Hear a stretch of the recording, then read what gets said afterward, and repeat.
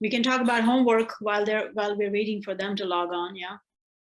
Anybody did their homework? I received a couple of them. Solomon, Reshma, Alicia did it. You did the homework? I did, and it was such a very, it was a really good assignment. I learned a lot. Yeah. And it's very important, especially, right, like you noticed, right, these days. Yeah, it was very, when especially our country here is like just, yeah, flaring up about all of these issues. Yeah, it was very applicable to now and what has gone on in the past for actually probably 8 years or so. Yeah. And I found a lot of reasoning and answers as to why I've personally also never felt exactly like socialism fits everything and fits everything that our society should have. And yeah, it was just really telling. I had to do a little bit more deeper research than just the advent of divine justice. I went back and looked at some of Abdul Bahá's writings as well. Yep. So what was your main points? There in this paragraph, there's a couple of main things. The reason I wanted this exercise is because we need to learn how to read the writings. Now the Guardian's going to go and explain more, and elsewhere it's explained more. But if we have a little bit of training how to read the writings, the moment you see a paragraph even worth of stuff regarding anything, it should click right away that because of this principle, this thing cannot happen, right? Or because of this principle, this thing is necessary. And that's what I'm trying to like always teach myself and those who come forward to learn how to see these things. So what were your some main points out of paragraph 39 that you will now doing the investigation, right? When you go back to paragraph 39, where do you pick those principles that should have been very telling?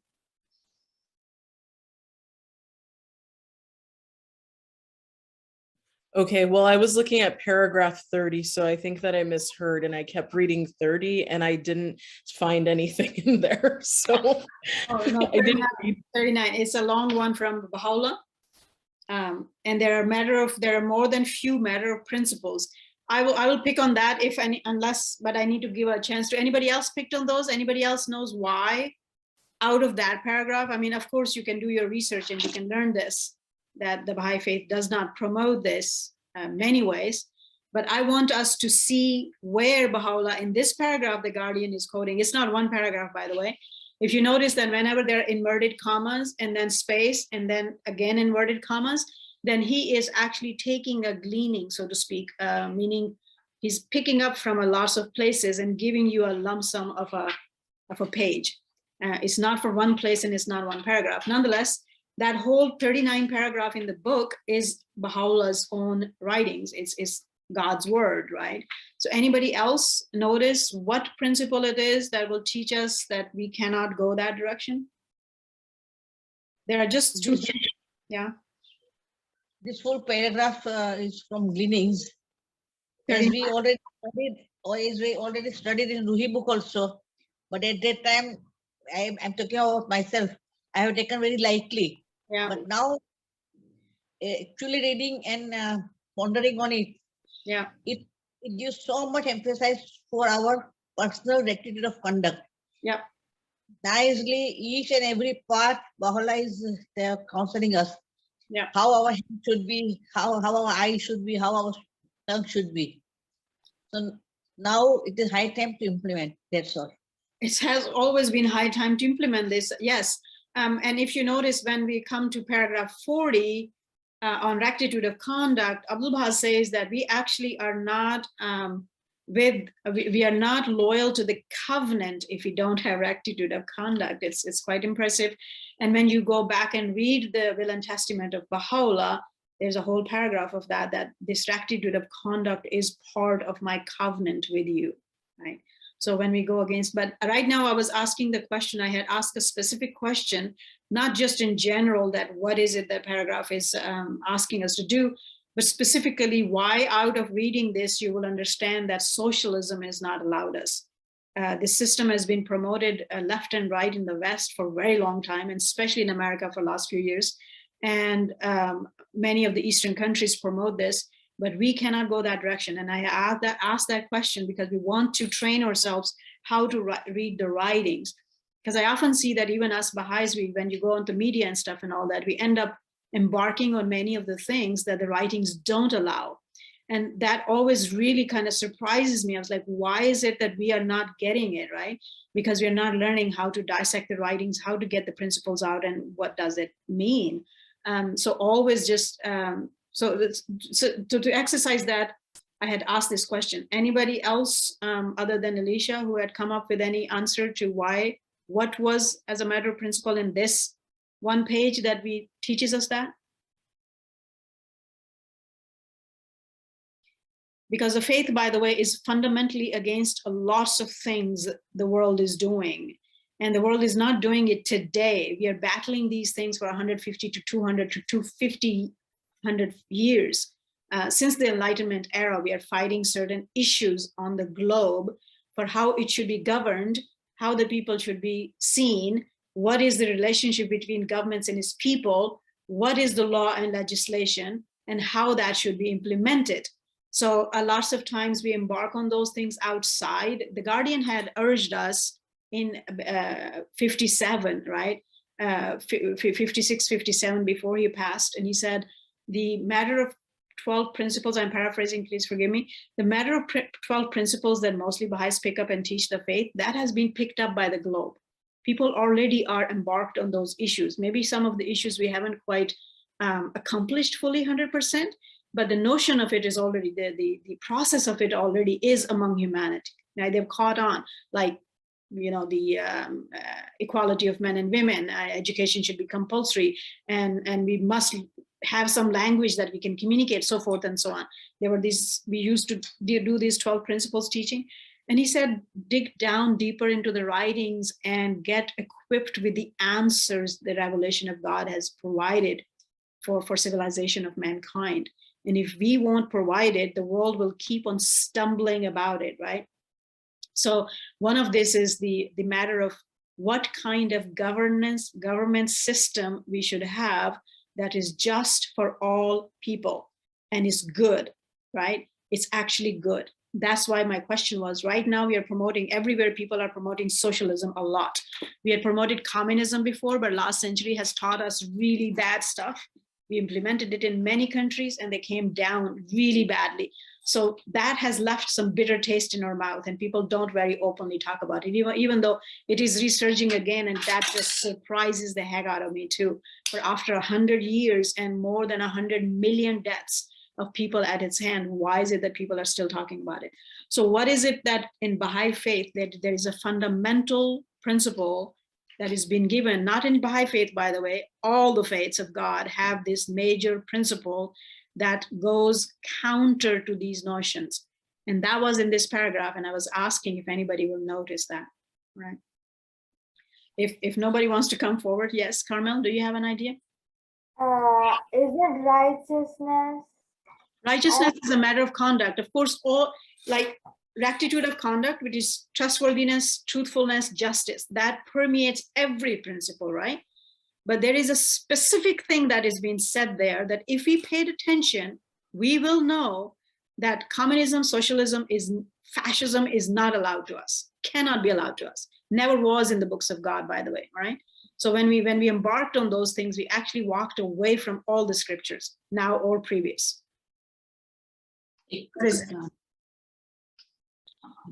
Equity. Sorry? Equity. Equity is just justice. Equity is another word for justice, though. There's something very specific in here. All right, so I will tell you. I say? Yes. There is that quotation that was specifically mentioned there that even if you are dying of hunger, you are not doing. Thank you. Yes. All right. That is coveting. All right. You will not extend your hand and take somebody's property unlawfully. All right. The faith of God always have given people individual property rights. Both socialism and communism systems do not give you individual property rights. Everything, the line of production and property is owned by governments in these systems, and they dispense back to you whatever they want. You as an individual don't have rights to own those things. All right, a fundamental basic problem. Make sense? Lots of times when you see these things on the media and this and that or social media, you only see the good sounds, good slogan. We are helping the poor. We are giving, you know, whatever. We are doing the charity, but always what it is, take it from this person and give it to that. There is no room for Robin Hood type of righteousness in the world of God. And we made those things righteous out of our movies and stories, and we tell each other those, all right? Because that was a righteous man who was stealing from the rich and giving to the poor. Not allowed, right? In the previous times, you thought if the guy was bad, if he was too rich, they talk about that right now in my society, right? If they're too rich, they should just give it away. We should take it from them. God has not allowed you that. Never allowed you that. And when you embark on it, it breaks down societies. It's just a matter of a few decades to 100 years. It does not last more than that. And it causes distrust, disunity, and death. We have seen that in last century. And I'm not trying to be dramatic here.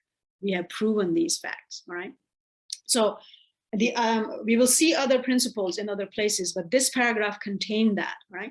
And Baha'u'lláh taken to a very high level, by the way. That's why I wanted you to pay attention to this. Previously, for example, in the Quran, there are certain things forbidden to you. Theft is forbidden to you, right? You must would have heard that law was so harsh that if you stole the third time, your left hand was cut off. And if you still stole after that, both your hands were gone, all right? And they didn't have to do it long enough, by the way, or enough times. It set an example, and theft was curbed and taken care of. But if you were hungry for 3 days and you stole food, then you were not blameworthy, because you were allowed to. If you stole then, not that you were allowed to, but if you stole then, that you should have been forgiven. Baha'u'lláh has taken that even away from you. Did you pay attention? Even if you're dying of hunger, you will not stretch forth your hand and take somebody else's stuff. No. Yeah. And I will want you to reflect on these principles, especially because they're coming up a lot. So those of you who are young, you're going to school right now. Maybe you're young. Maybe people don't talk about these things. Soon enough, you'll be in colleges. All these debates are daily bread for everyone, right? And it's Baha'is who are on the forefront, must be on the forefront of these thoughts. So we can change the flow of our societies, and we don't have another century or two of killing each other and implementing bad things. Make sense? So Baha'u'lláh has described that in quite a few certain ways. Individual property rights are individual property rights. Another sentence was what? Do not enter another home without their permission. All right? That's your private property right there. And it exists, that sentence exists in every scripture, right? From time immemorial. Make sense? All right, so rectitude of conduct, what does rectitude mean, anybody? Righteousness, yeah? What is righteousness? Righteousness is kind of, the word is out of favor in the world because it's religious, yeah? Because religion, what was Baha'u'llah's prediction? He had many stages, he says, humanity will go through before we turn around, and many stages of going down and drowning. And the last stage was that people will blame religion for all of their miseries and try to get rid of it. And you see that happening now, right? You see that happening almost everywhere. Righteousness means moral integrity, right? Moral integrity. Correctness of judgment. Righteousness, yeah?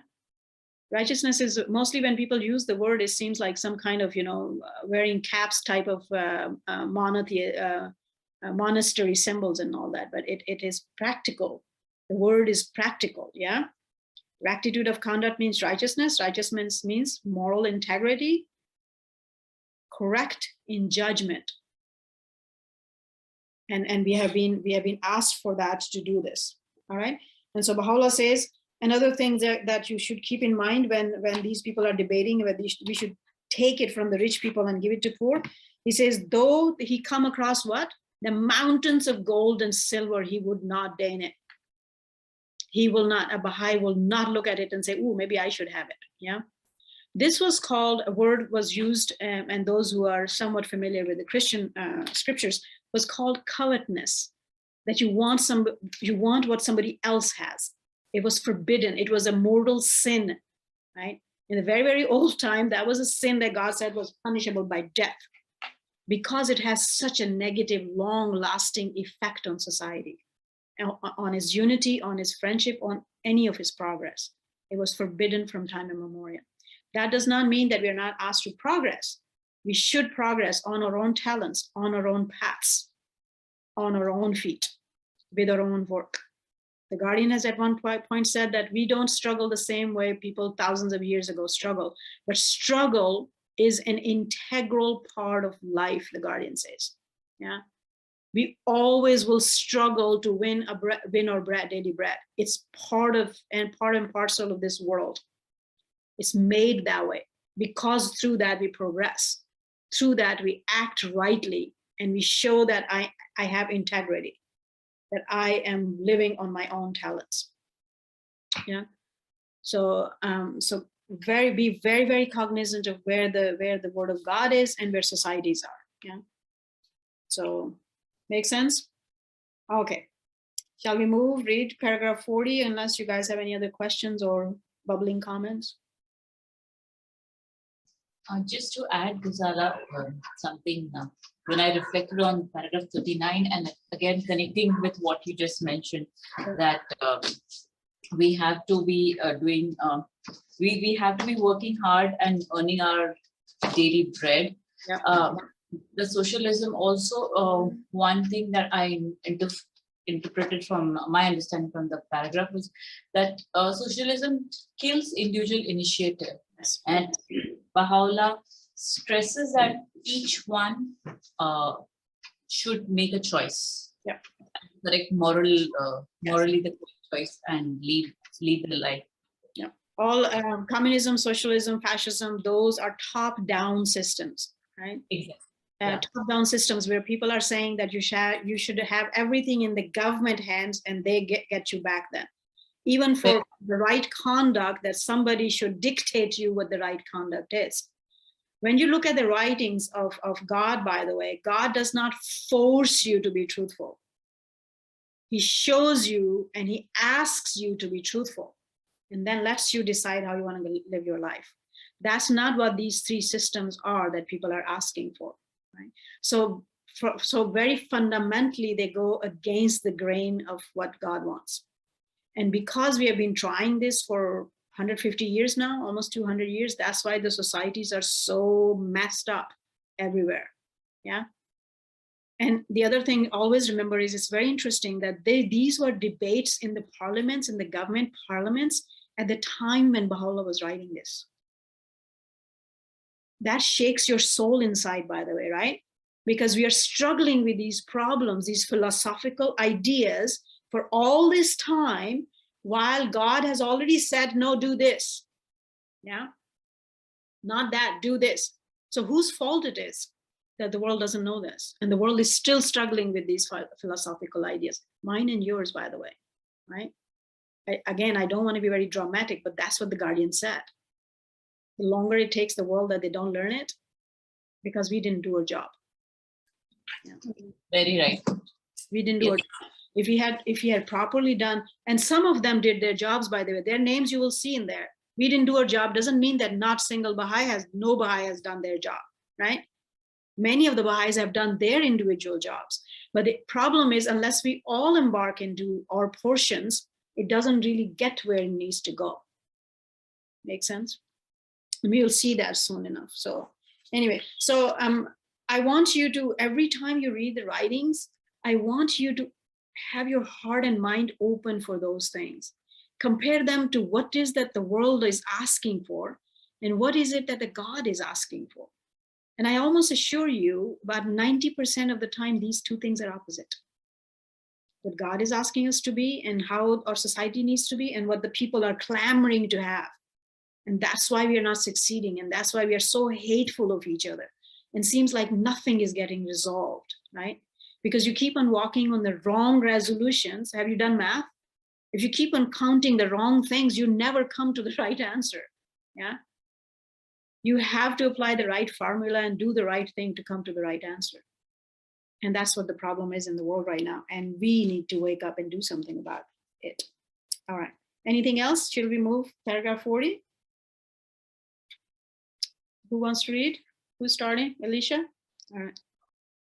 Anyway, what did you want to share some more of your investigation, Alicia, with us? Oh, sure.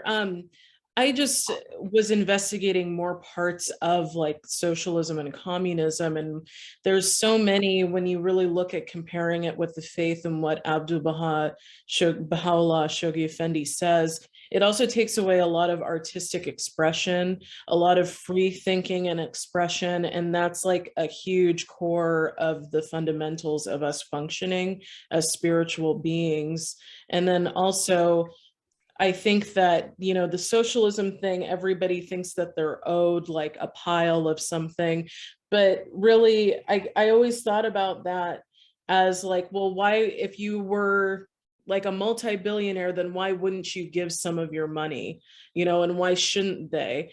But in thinking about it in a different way, it's they should want to give and spiritually find that method personally on their own journey to share and help people. Versus, they do, by the way.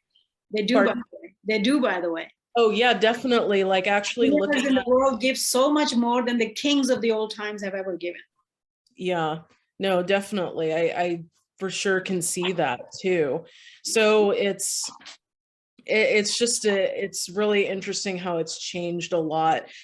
Diving deep into this has changed a lot of my mentality, and also kind of has made me understand it a little bit more from a different perspective, and actually from a spiritual perspective versus just. It will come to that, and it already has. We think as if nothing has moved since the faith's inception. Lots of those things are in place, right?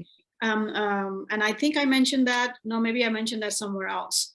One of the things Abdul Baha recommends is to read the Gospel of Wealth, right? That's another thing that will help you understand these things.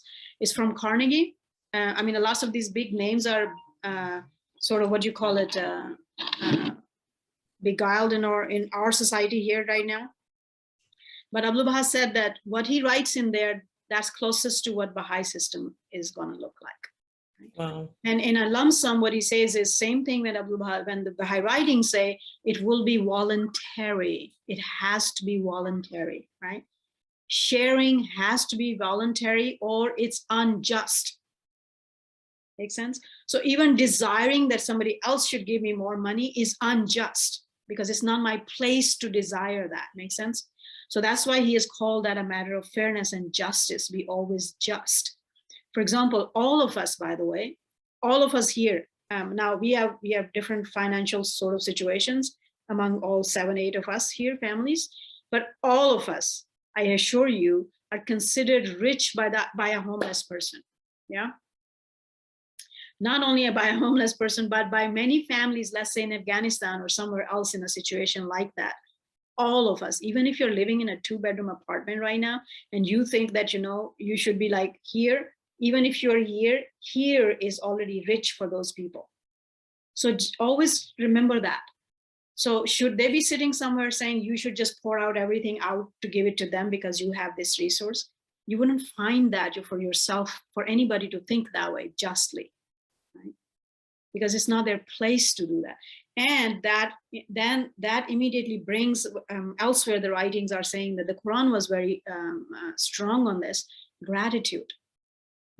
That's why I immediately said those people do give. We must learn gratitude for what actually has been done good by those people. Because when we always bicker and give them bad names, then that's ingratitude. The Quran said one of the downfall of humanity, the cause of downfall of humanity is ingratitude. And Abdul Baha touches on that quite he will come to that even in the racial sort of problems, that because we're ungrateful. We are ungrateful for what has been done for us and what we have achieved. And it's you see that in little children. If a child is always complaining about no matter what you do for them, you don't want to do anything more for them, right? Because you always try to teach them. It's like, okay, you got this, be grateful for this. And then we can move forward, we can have more, we can do more, right? So anyway, yeah, that is very, very true. It takes away from the individual, and it forces the individual to be in some way. So, and again, another point I wanted to touch was, because when you read this, these things do come into our heads, at least they do come into my heads. Baha'u'lláh says, not unlawfully. That does not mean that if I make it into a law that I can seize somebody's property, then it is lawful. Make sense? The secular human laws are not always just. The law itself must be just. And if the law protects, then which the law's main job is to protect, by the way, all right? Protect the individual. And through individual, it protects society. That law should protect everyone the same way. Every human being is same. Equity means that in the sight of God is all one. It means that. Even though we have different capacities, we will earn different kind of monies, we will do different type of professions because of our capacities. And God says there's beauty in that. There's beauty in that. But the socialist communist system wants everybody to be leveled out. And most of the way of leveling out is the one whose head is standing a little bit higher, chop it off. That's not justice. Yeah.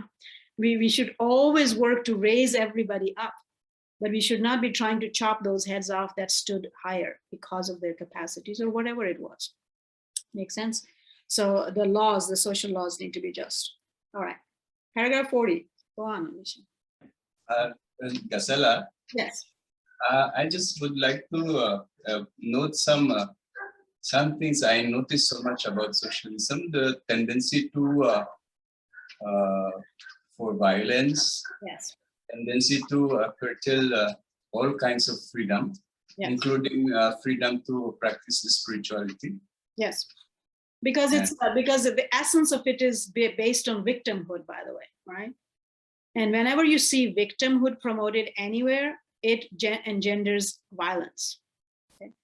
So we are, and we will come to these paragraphs soon enough, where we're asked to not have these kind of notions, because in these kind of systems, it's always somebody else's fault why you're sick, why you're poor, why you're whatever it is, right?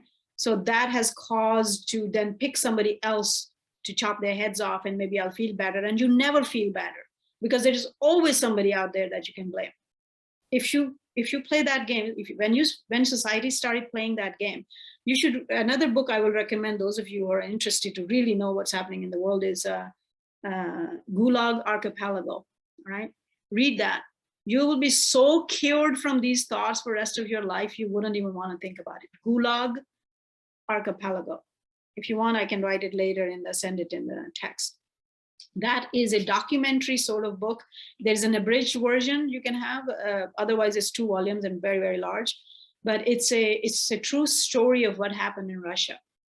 Okay, written by somebody who got a Nobel Prize on this writing, and was gathered and written in very, very harsh conditions and dangerous conditions. And it's firsthand stories of people for what had happened to them. And it was written by somebody who actually was in favor and was raised by the communist revolution. And then they learned what was happening when they got into it themselves, right? So I think it should be taught in every school, because the direction we're going right now. But anyway, it's available. All right. Go on. The Army of God. O Army of God, writes Abdul Baha, through the protection and help vouchsafed by the Blessed Beauty, may my life be a sacrifice to his loved ones. Ye must conduct yourselves in such a manner that ye may stand out distinguished and brilliant as the sun among other souls. Should any one of you enter a city, he should become a center of attraction by reason of his sincerity, his faithfulness and love, his honesty and fidelity, his truthfulness and loving kindness, towards all the peoples of the world, so that the people of that city may cry out and say, this man is unquestionably a Baha'i, for his manners, his behavior, his conduct, his morals, his nature, and disposition reflect the attributes of the Baha'is. Not until ye attain this station can ye be said to have been faithful to the covenant and testament of God. Be faithful of covenant and testament of God. I like that. The most vital duty in this day, he moreover has written, is to purify your characters, to correct your manners, and improve your conduct. The beloved of the merciful must show forth such character and conduct among his creatures, that the fragrance of their holiness may be shed upon the whole world, and may quicken the dead, inasmuch as the purpose of the manifestation of God and the dawning of the limitless lights of the invisible is to educate the souls of men and refine the character of every living man. Truthfulness, he asserts, is the foundation of all human virtues. Without truthfulness, progress and success in all the worlds of God are impossible for any soul. When his holy attribute is established in man, all the divine qualities will also be acquired. Absolutely, right? So we just actually, last month, Isha and I did the Will and Testament of Abdul Baha and the Will and Testament of Baha'u'lláh. And I often remind when we do the covenant classes that in general, Baha'is take a very just kind of a glimpse of that as if covenant is just about institutions. But institutions are just one part of the covenant. Right? There is so much more that is asked of us individually there, and as Abu Baha is quoting in here. And remember the first paragraph of Atlas? This was another debate that we had for a very long time. What does it mean for us to be actually breaking the laws in any dispensations? Or does that mean that those are still believers? Anybody remembers what the first paragraph of Agdas says? That we must believe in one God and his manifestations and then do everything he asks for. One without the other is not acceptable. It's very strong if one actually reflects on that. All right, 41. Such a rectitude of conduct. Please take up your highlighters and maybe memorize this paragraph. There are a couple of paragraphs in this book that are worthy to be memorized. So they're in front of your front lobe of your head all the time. Such a rectitude of conduct must manifest itself with ever increasing potency. Yeah. God has always acknowledged that these things are hard. He's not saying they're easy, but that's why you're given a whole lifetime to perfect them. Yeah. But if you don't try every day, we don't ever get there, not even start there. Whose turn is it? Ariana? Go on, hon. In every verdict which the elected representatives of the Baha'i community, in whatever capacity they may find themselves, may be called upon to pronounce, it must be constantly reflected in the business dealings of all its members and in their domestic lives, in all manner business dealings, domestic lives, all manner of employment. And in any service they may in the future render their governments or people. It must be exemplified in the conduct of all Baha'i electors when exercising their sacred rights and functions. It must characterize the attitude of every loyal believer towards non-acceptance of political posts. Non-acceptance of political posts. Non-identification with political parties.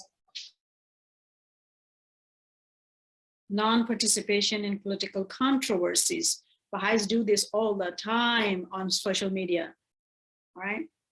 So when, let's say we are putting our ID, Sorry, my connection was lost for a minute. All right, go on. Is anybody else out? Everybody's here?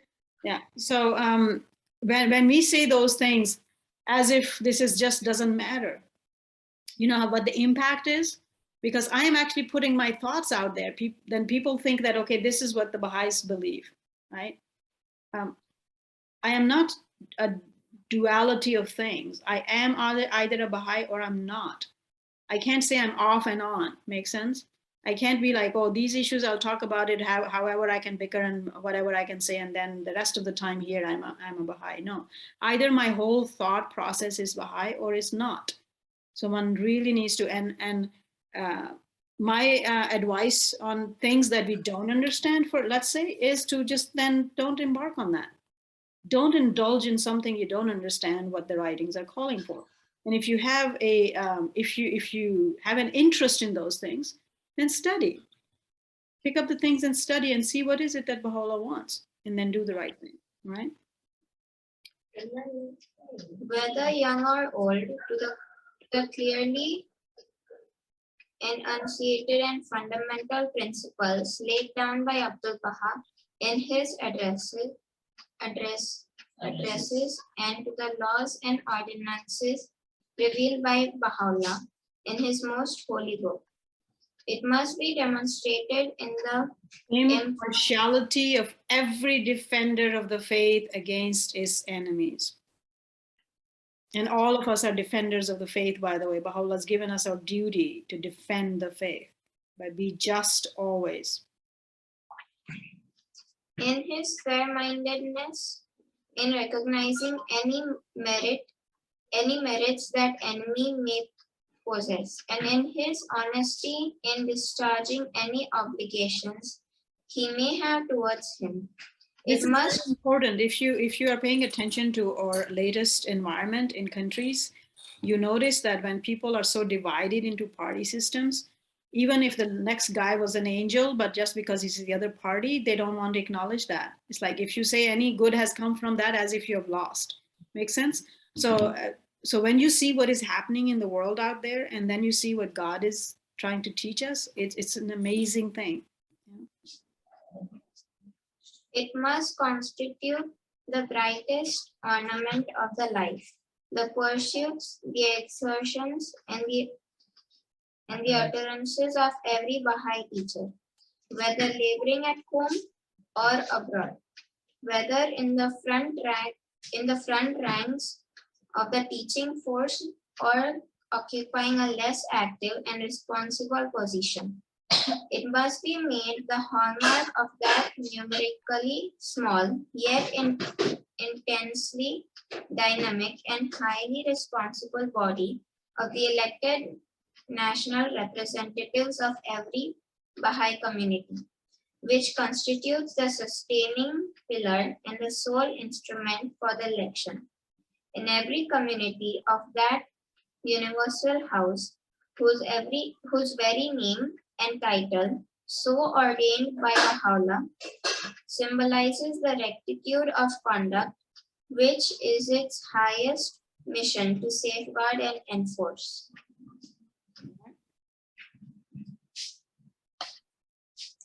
Research forward, who's next?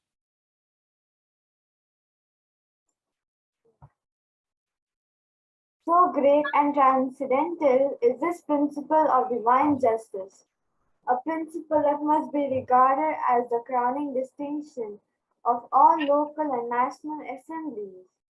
In their capacity as forerunners of the universal house of justice, where Baha'u'lláh himself subordinates his personal inclination and wish to the all-compelling force of its demands and implications.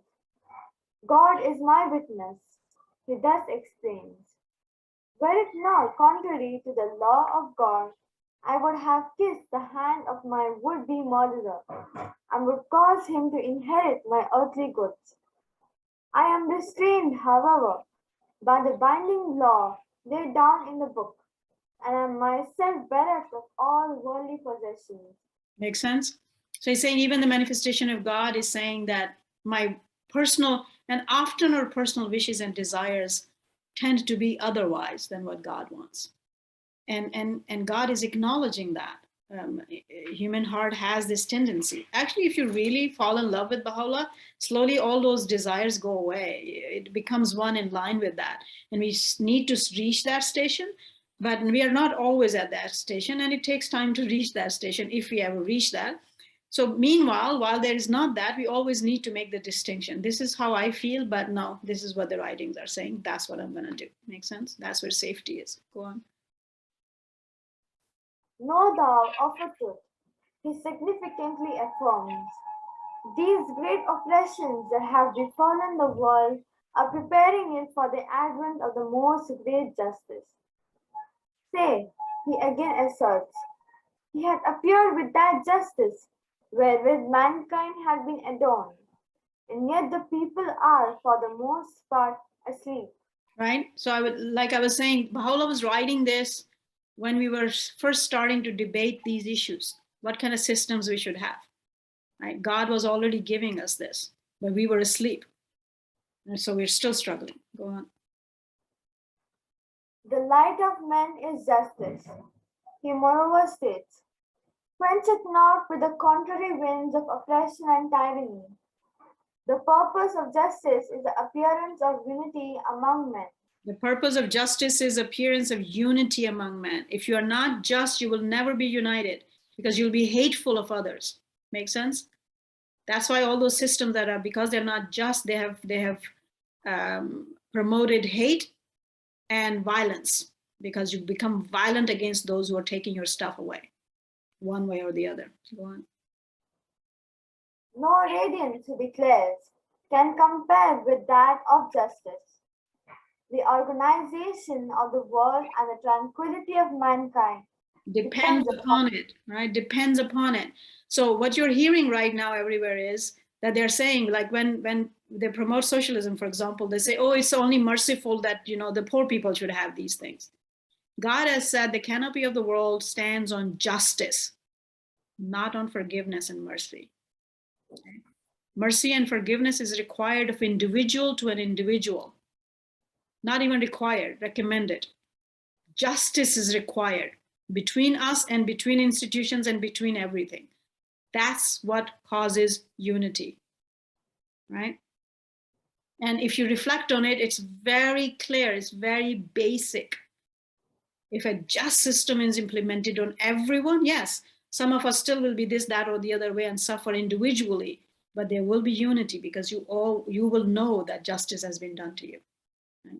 When justice is permeated in a society, there is very little room for hatred for others. Wow.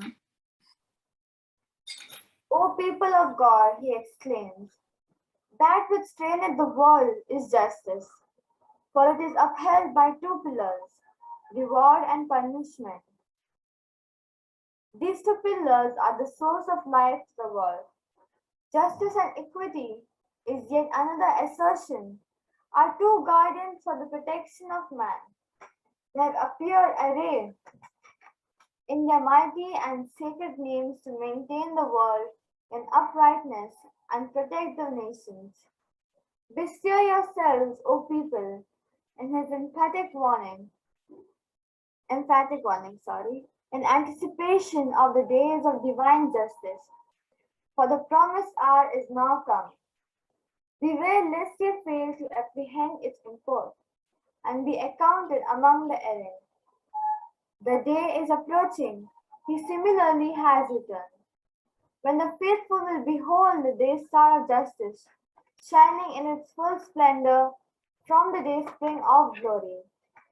The shame I was made to bear, he significantly remarks, had uncovered the glory with which the whole of creation had been invested, and through the cruelties I have endured, the day star of justice had manifested itself and shed its splendor upon men.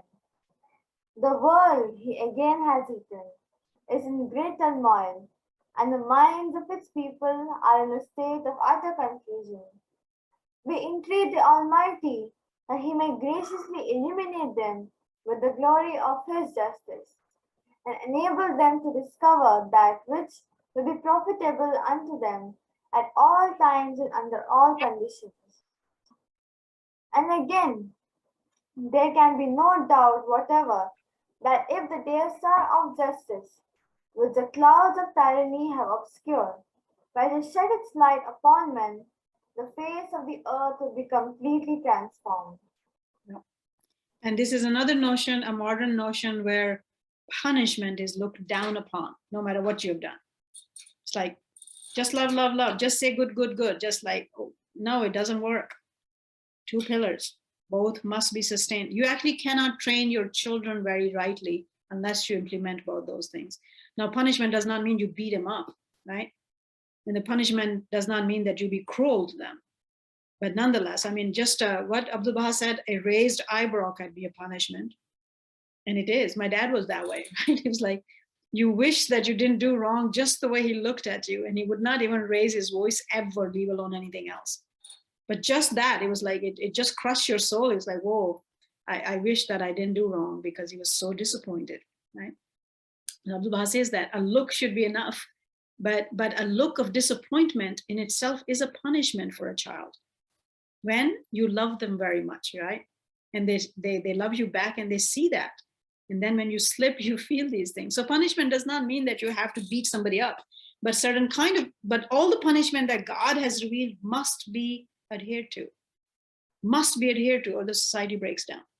That's why the harshest type of punishment, we are talking about these little things in homes, harsher type of punishment, you actually commit crimes and stuff and all that, were only given to the institutions to implement, right?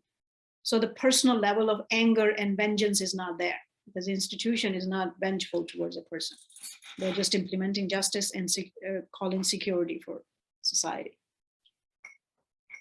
All right. Raising eyebrows do not work here, actually. Sorry? Raising eyebrows doesn't work here. Don't say those words. He's already raising his eyebrow on me. I'm quite sure it does. All right. Actually, I have one question. Yes. What it says, the day is approaching. The day is approaching. He similarly, when the faithful will behold the day star of justice shining in its full splendor from the day spring of glory. Well, I can assume that, but I don't have any authority to say what it is. But I mean, right now everything that is happening in the world is actually taking people towards that final realization that what we are doing does not work, through pain and suffering. And that day will dawn sooner or later. It's just that, as the Guardian elsewhere has said, that we have embarked on the longer road, right? Paula said, if we actually answered the way we should have as humanity to the Bab's call and Baha'u'llah's call, we could have had the golden age within their lifetimes. We could have the most great peace, right? But we don't. And that day will come.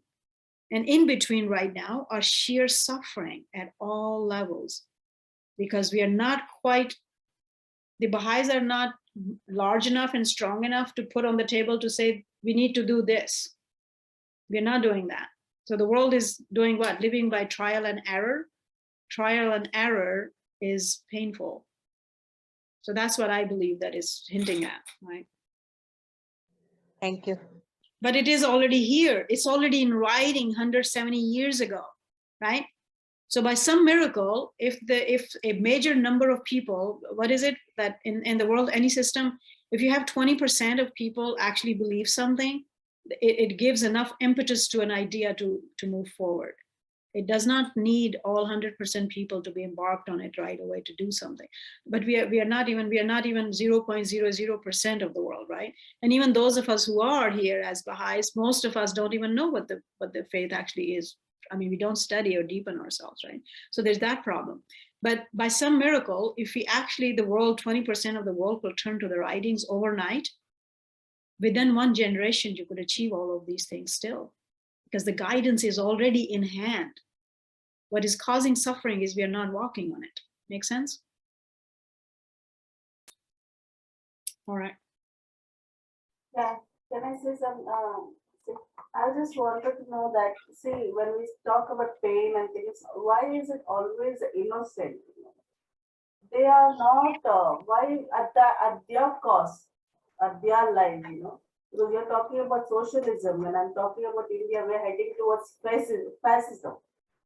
Okay. Baha'u'lláh So, talks about the suffering of the innocent and the mystery of that, right? yeah, I really feel bad. We have reached a stage that if I have to write something on social media, next day I will be landing up in jail. We have reached that stage. You know, a 52-year-old man is lynched for eating beef. So we are heading towards that. So you can imagine all these people, the innocent, the poor, and all, and the rich are still like, you know, and no one is like, no one raises their voice. You know, when someone raises their voice, we know, okay, there is some, Manu, can you just, when someone is raising, when, you know, you can feel that people are aware, they are awake, you know, what we're talking here, you know, the day is fast approaching. At least we can hope, okay, the day is approaching fast, okay, no, not today or tomorrow. But, you know, it's like when no one is raising their voice, no one talks about that. Well, the more we won't walk on it, the more we won't raise our voice, the longer we'll suffer. It's just, I mean, it is settled, right? However, I have learned this lesson in life practically myself, that just because somebody was wronged or somebody was poor, does not mean that they were righteous, by the way, all right? I will quickly tell you this story. I met this girl in Canada a number of years ago. I was just telling my niece the story of that the other day, that it had such an effect on me. And so it's a long story, but in a lump sum, she was telling me her story, how she was lamenting that she was not able to marry. And she was Indian background and was a cleaning lady in a hotel. And I was working for airlines at that time, and I was traveling, and she saw me, and because your face, right, they always are intrigued, and she wanted to talk about this. And I was like, what do you mean? She goes, maybe next year I will go back to India because my auntie is trying to arrange for me to marry there. And she had been out for 8 to 10 years out of India, never gone back to India. And she was settled in Canada. And she goes, I'm going to go back, and maybe she is arranging a marriage for me. But, you know, I mean, yeah, because nothing is happening here. And so I asked her, and I said, I mean, I know their mind and thought process, but I pretended to be innocent. And I said, why don't you marry somebody here? Why do you have to run back to India to get an arranged marriage? Why don't you pick somebody here in Canada and marry? And she goes, she was so surprised, and she goes, there is nobody here. She literally said that. She said, there is nobody here. And I was like, what's the population of Canada? And she goes, oh, that. I mean, those are not our people, you know, you can't, I mean, you can't, you know, you can't. And I was like, you can't what? And she goes, well, you know, last year I almost came close and I almost got married, but we learned in time, you know, we just got robbed by this person almost. My whole life would have been ruined if that happened, but it got caught right before, and I was saved. And I was like, saved from what? And she said, this man who, you know, who came and he asked for my hand, he came to our family and everybody liked him and everything. And, you know, everything was good. And he said he was one of us, but he wasn't one of us. And we just learned a day before almost I was getting married that he wasn't one of us. And, you know, I was saved. And I was like, so what was he? And I'm thinking in my head that, you know, how the Asian people feel. I was like, okay, maybe it was a white man or whatever. And, you know, I was like, what was he? She goes, you know, he was a construction worker. He was such a lowest cost, and he was asking to marry me. And I'm like, whoa. I'm like, okay, so what is your caste? And she goes, we are Darzi. Darzi are the cloth makers, okay, the source. I was like, so Darzis are higher than construction workers, mistries? And she goes, of course, Baji. I mean, you know, he's so much lower than us, and he came and he pretended that he was this, and I would have been married the next day if he didn't catch it in time. So, and I'm just, since I was 4 years old, I'm against these things, by the way, because you see that in Asian cultures, all right? Here we have racist, color race issues. There they have class issues, yeah? So, and this caste system issue. So so immediately I said to her, and I said, you know, I'm a Rajput, you know, that is the highest caste in India after Brahmins, right? I was like, I'm a Rajput. So if my brother, which I don't have, and I said, if my brother would have, you know, come for your hand, and he said, you know, that, you know, he wanted to marry you, and my mother would have said, how dare you, you're a Rajput here, and this you're wanting to marry a Darzi, you know, stuff, what would you say to that? In 1 minute, the sentence was, oh my God, you know, Baji, that would be so wrong. Because, you know, why would you come between love and say, you know, that, oh my God, these things shouldn't matter, right?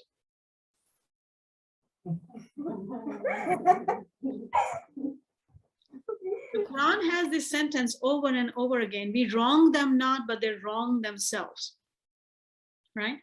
So now sitting in our homes, when you think that this little girl is, you know, suffering and she's poor and she's cleaning the hotels and she's, you know, an immigrant and she's there and she had all these other problems and then some other stuff happens to you, you will consider that a poor innocent girl who got robbed out of whatever and wrong had happened to her in society. No, but this poor girl was as wrong as anybody else, right? Just because she was poor or she was an immigrant or she was brown does not make her wrongness any less. Yeah. So for me, this thing has taught me so much. Like the incident you're bringing, yes, at a justice level, yes, but as a judgment level, if that guy was innocent human being or not, that's a whole different ballgame. Did he hate somebody else who was not following his religion? Was he willing to kill somebody who was not following the religion of his stuff? Then there is no difference. It's just who got first, right? So always remember that. I was like, my mouth dropped out of that story. But that's how we are. So, and I've seen that all the way up and all the way down, okay? At the social ladder of humanity. People are unjust to whoever is next to them. And so just because they're poor or they're under, you know, some underprivilege or whatever does not, in the sight of God, justice does not mean that you have money or you don't have money. Yeah. In the sight of God, all men meaning humanity is equal, and only the closest one is the one who is righteous, wherever you're at. And societies are not righteous at large, from top to bottom. All right, go on. God be praised, Abdul Baha in his turn exclaims. The sun of justice had risen above the horizon of Baha'u'lláh. For it established the foundations of such a justice have been laid as no mind had from the beginning of creation conceived. The canopy of existence, he further explains, rested upon the pole of justice and not of forgiveness. And the life of man. Highlight that, please. The pole of the canopy of existence rested upon the pole of justice and not of forgiveness. And the life of mankind dependeth on justice and not on forgiveness. That's how we have universal justice. Yeah. Small wonder, therefore. And he says what? The sun of justice risen above the horizon. In the such justice has been laid as no mind hath from the beginning of creation conceived. If you pay attention to the laws of the Aqdas and the condition of the world, I promise you, you will want to lit a fire in the middle of the room and dance around it. It makes you so happy. It is amazing amount of freedom for mankind that God has finally instituted for us and given us, all right? So I'll give you one quick example. Just lifting the ban from marrying people of other religions and having your own choice, and no one allowed to arrange a marriage for you and allowed to marry of people of any color, creed, or whatever. Your job is to pay attention to their character, yeah? So you won't be miserable 2 years after. Your job is just to pay. Can you imagine what amount of burdens it has lifted out of human societies? Those of you who are sitting in the subcontinent should really, really appreciate just that law for how much change that has brought to our lives. It's amazing. This was not done until Baha'u'lláh, right? Even in the true scriptures, we were not allowed to go too far because that's what the human condition was, and it wasn't possible for us to live that way. And those created barriers, yeah? So any of those, when you actually truly look at the condition of the world and see the laws of Baha'u'lláh, it literally, I mean, it just uplifts your soul. It's amazing stuff. All right. Small wonder. Many people get jobless. Because of this law, many people got jobless. because of marrying. Yeah, arranged marriage. Arranged marriage. Oh yeah. I mean, parents are not allowed, right? When Ocean first came, I made a teaching trip to Pakistan, and I was introducing them, because now you could search the writings. That was the first time. I mean, there were some small programs before, but that was the first one that allowed you to search the whole of the writings. And I was I asked the ABM, and they gathered all the youth in the city and all that, and I was in the Baha'i Center, and I purposefully picked up this topic. And you could see the parents in the back seats just going really uneasy, right? So because I was telling the youth, I was like, do you know Baha'u'lláh disallows your parents to arrange marriage to you? Because this is a huge issue in Asia, by the way, for Alicia or anybody else who doesn't know, especially in subcontinent. This is a huge, like, it's a disease pretty much, all right? Like, parents will sacrifice their children on the altar of this thing. And Arabs themselves are pretty bad on that too. So I told them, I was like, Baha'u'lláh forbade that. Like, your parents cannot arrange marriages for you, not allowed at all, to such a degree that they can't even suggest that anybody for you, right? Now the Persians, of course, have created a loophole, and they make the uncles and aunties do that, but notwithstanding the fact that nobody's allowed that, right? Nobody's allowed that. So you, as an individual, grown-up person, your responsibility is to check out, without romance, anybody's character that you're interested in. Make sure that this is somebody you want to see yourself 40 years out. You decide what is happening. You actually propose each other and decide to get married, and then you go to your parents and ask them permission. Now, without their permission, you can get married, and that's where the check and balance have been made between, you can't discard your parents, but your parents cannot abuse you either. Make sense? It's a huge thing in certain cultures, to such a degree that Baha'is in those cultures still don't quite get it, and not being able to move forward with this thing. But if every Baha'i had implemented this law, this thing alone, you would have amazing marriages, right? Because in the West, what we do have the right to do this, but we don't really pay attention to what needs to be done. So both ends are suffering for one reason or the other. Here it's like, oh, you jump into romance. Romance causes you to, get attached to the person. Now you're seeing their problems. You don't want to walk away because it hurts you. So you get into wrong decisions, and then guess what? It's happening left and right everywhere. If we paid attention to the writings for how much enlightenment they have brought, and how much of all the stuff that was choking us has been cut out, it's an amazing thing. It's an amazing life. Right. Small wonder, therefore, that the author of the Baha'i Revelation should have chosen to associate the name and title of that house, which is to be the crowning glory of his administrative institutions, not with forgiveness, but with justice. To have made justice the only basis and the permanent foundation of his most great peace, and to have proclaimed in his hidden words as the best beloved of all things in his sight. The best beloved of all things in my sight is justice, yeah?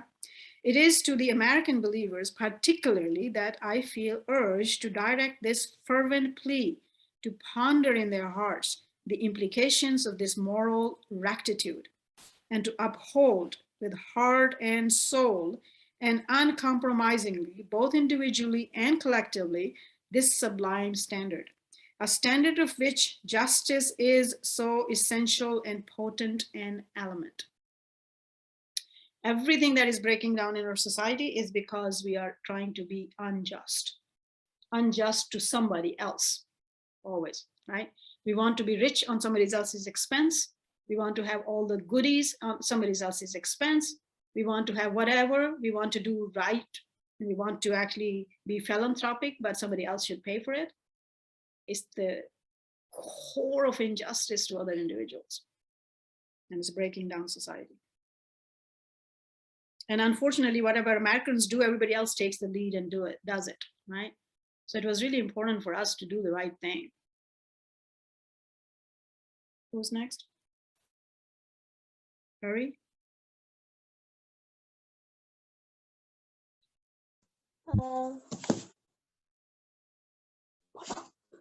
Auntie, Papa is not here now. Okay. He's the one. Okay, who's next? Isha after that. All right. Okay.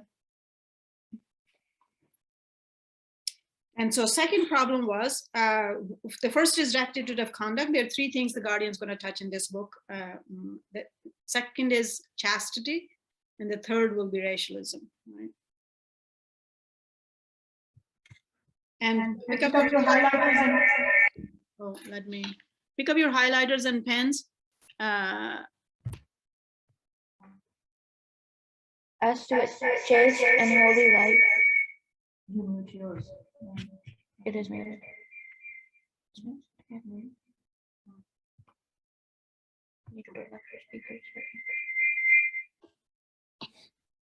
As to chaste and holy life, it should be regarded as no less essential a factor that must contribute its proper share to the strengthening and vitalization of the Baha'i community.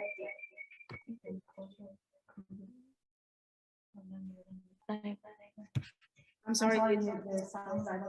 Did you want this to everybody? Yeah. You have to unmute yourself. You have to mute yourself, Vedara. I did. No, you're not muted. Yeah, now let her speak.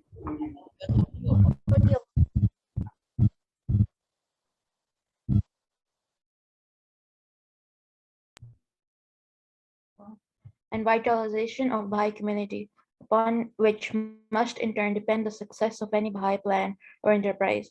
In these days, when the forces of irreligion are weakening the moral fiber and undermining the foundations of individual morality, the obligation of chastity and holiness must claim an increasing share of the attention of the American believers, both in their individual capacities and as responsible custodians of the interests of the faith of Baha'u'lláh.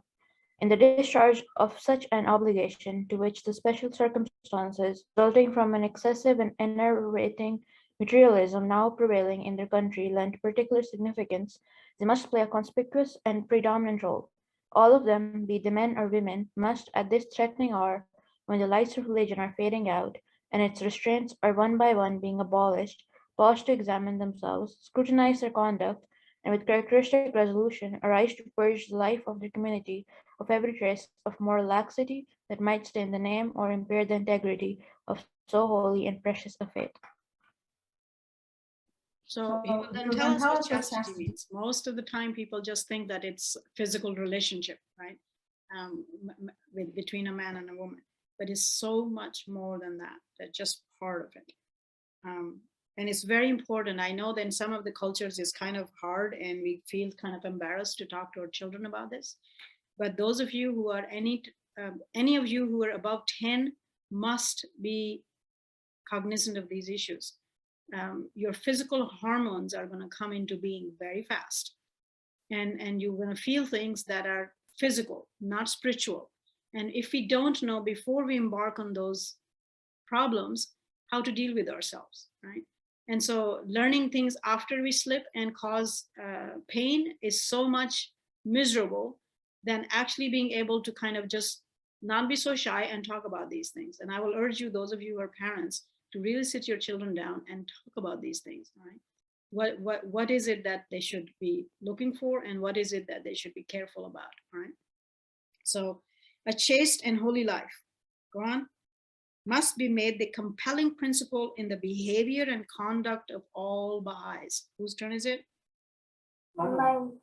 It's pretty much the whole paragraph, so go on. The next two paragraphs are very important. Whose turn is it? My turn. A chaste and holy life must be made the controlling principle in the behavior and conduct of all Baha'is, both in their social relations with the members of their own community and in their contact with the world at large. It must adorn and reinforce the ceaseless labors and meritorious exertions of those whose invaluable positions is to propagate the message and to administer the affairs of the faith of Baha'u'lláh.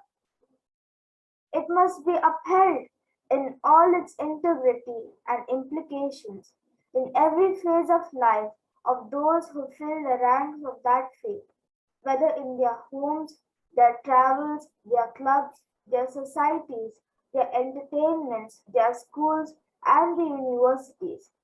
It must be accorded special consideration in the conduct of the social activities of every Baha'i summer school and any other occasions on which Baha'i community life is organized and fostered.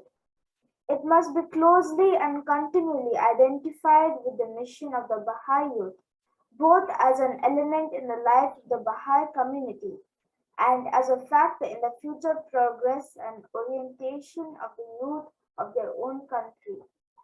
And now he's going to tell you what that means. What does he mean by chastity, right?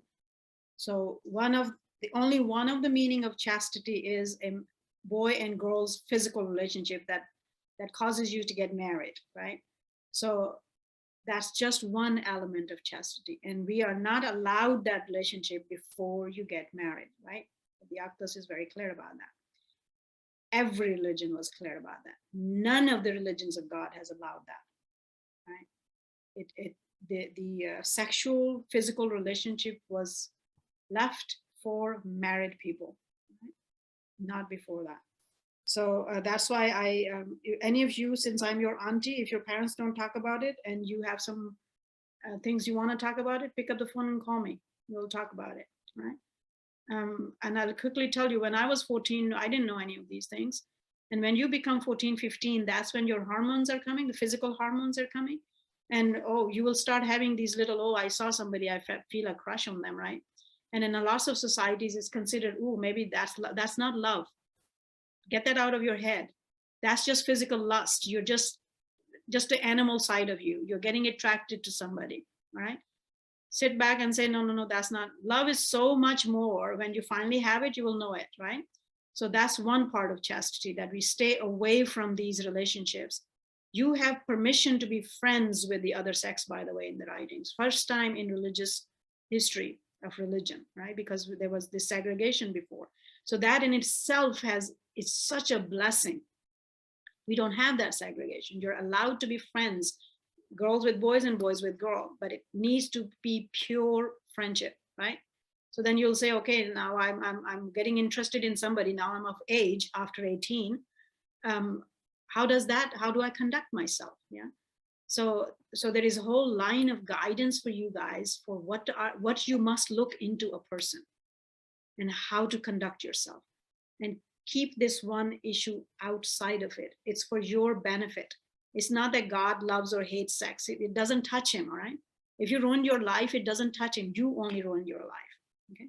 So these are issues that come in. We all feel that way, by the way. I was so lost when I was 14. I was like, whoa, you felt attracted to somebody, and a month after it went away, and now you were attracted to somebody else. And like, what the hell is going on? Because a lot of times those stories of society thinks, people are falling in love, but that was not love. That just hormonal issues that are coming into you. And if you don't understand how your body works, luckily I was in a family where you didn't embark on these kind of things, and soon enough it was a very short-lived confusion, and luckily you didn't act upon it. It was just in your head, and you stayed safe. But lots of families are not safe. Lots of cultures are not safe, and then people suffer for the rest of their lives. It brings a suffering, and we'll talk about that if you want to, right? But here he's going to say, and that's one part of it, and mostly only that part is being paid attention in Baha'i schools and stuff. But here Guardian will give you a list of what chastity means.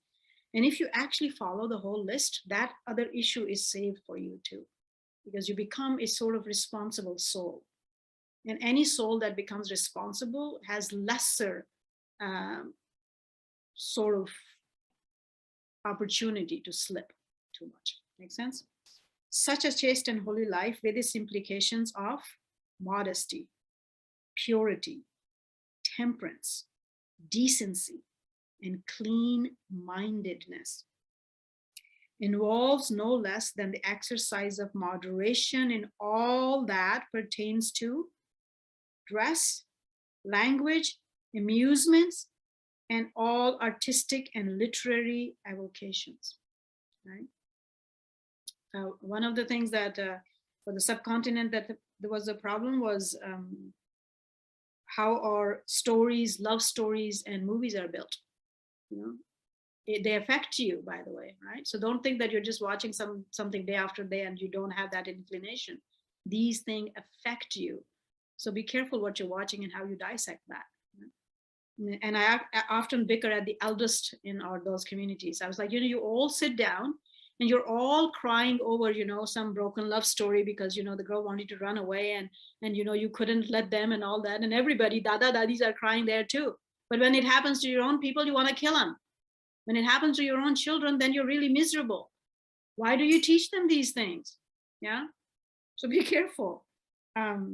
Watch them, but be cognizant of what is happening. Fairy tale stories, right? You're 15, 16 and a prince will come and save you. Okay, then your girl runs after that and now you're miserable. Why do you teach them such things? Why don't you sit down and make sense of things? So all these things they matter, the guardian is saying. And I've learned that in my own life that yes, they matter. So when he was saying that, I was like, yes, I understand this, right? It demands daily vigilance. It's not like you learn it one day and you're okay. Because guess what? Your body has its own controls, right?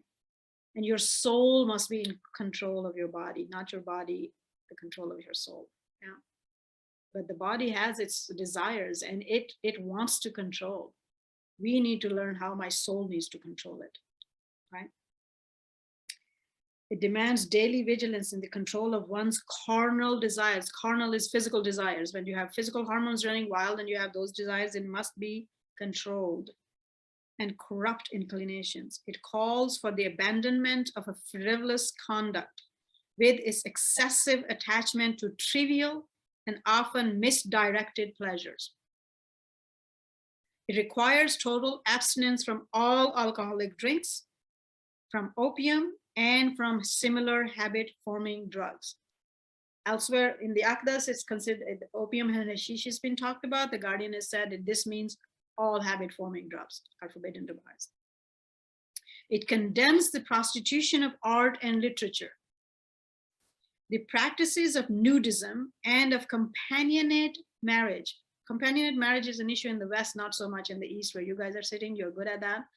You get married and then you live with somebody, but here people are living with each other without getting married. That's what it means. That's not allowed. Infidelity in marital relationships. You're only allowed to marry one wife and one husband, and you are supposed to love them and be their friend and loyal friend for the rest of your life. If you cannot be, yes, it's allowed to you. God doesn't like it, but it's allowed to you to walk out. You can walk out and pick another one, but while you are in this relationship, that's all for you. Infidelity in marital relationships and all manner of promiscuity, of easy familiarity, and of sexual vices. So you notice sexual vices are one issue here. There is a lump sum of whole character that is considered under the cause of chastity. It can tolerate no compromise with the theories, the standards, the habits, and the excesses of a decadent age. So yes, our societies are somewhere else, but you should be proud that you have a higher standard, and don't be embarrassed that you are not embarking on what the society is doing. We uphold a higher standard, which should be your pride and joy. It can tolerate no compromise with the theories, the standards, the habits, and the excesses of a decadent age. Nay, rather, it seeks to demonstrate through the dynamic force of its example, the pernicious character of such theories. We are supposed to exposing them, not be taking them. Make sense? The falsity of such standards, the hollowness of such claims, the perversity of such habits, and the sacrilegious character of such excesses. Got that? Made the list? All right, next, whose turn is it? Since the whole paragraph was supposed to be highlighted, I just hijacked it so you could highlight it. All right, what is this thing of prostitution of art and literature? And then before the beginning, it says, and all artistic and literary avocations. You see how Baha'u'lláh says that we should only embark on things that are actually beneficial to humanity? If you keep that injunction in mind, it very clearly tells you what is not with that line. You know? So if you're doing, what is prostitution? A thing that is right of something else to be sold for money. Yeah, that's prostitution. So there are many things that come under that purview. By the righteousness of God, writes Baha'u'lláh, the world, its vanities and its glory, and whatever delights it can offer, are all in the sight of God as worthless as, nay, even more contemptible than dust and ashes. Would that the hearts of men could comprehend it. Wash yourselves thoroughly, O people of Baha, from the defilement of the world and of all that pertaineth unto it. God himself beareth me witness. The thing of the earth ill beseem me. Cast them away unto such as may desire them, and fasten your eyes upon this most holy and effulgent vision. O ye most loved ones, he thus exhorts his followers, suffer not the hem of my sacred vesture to be smudged and marred with the things of this world, and follow not the promptings of your evil and corrupt desires.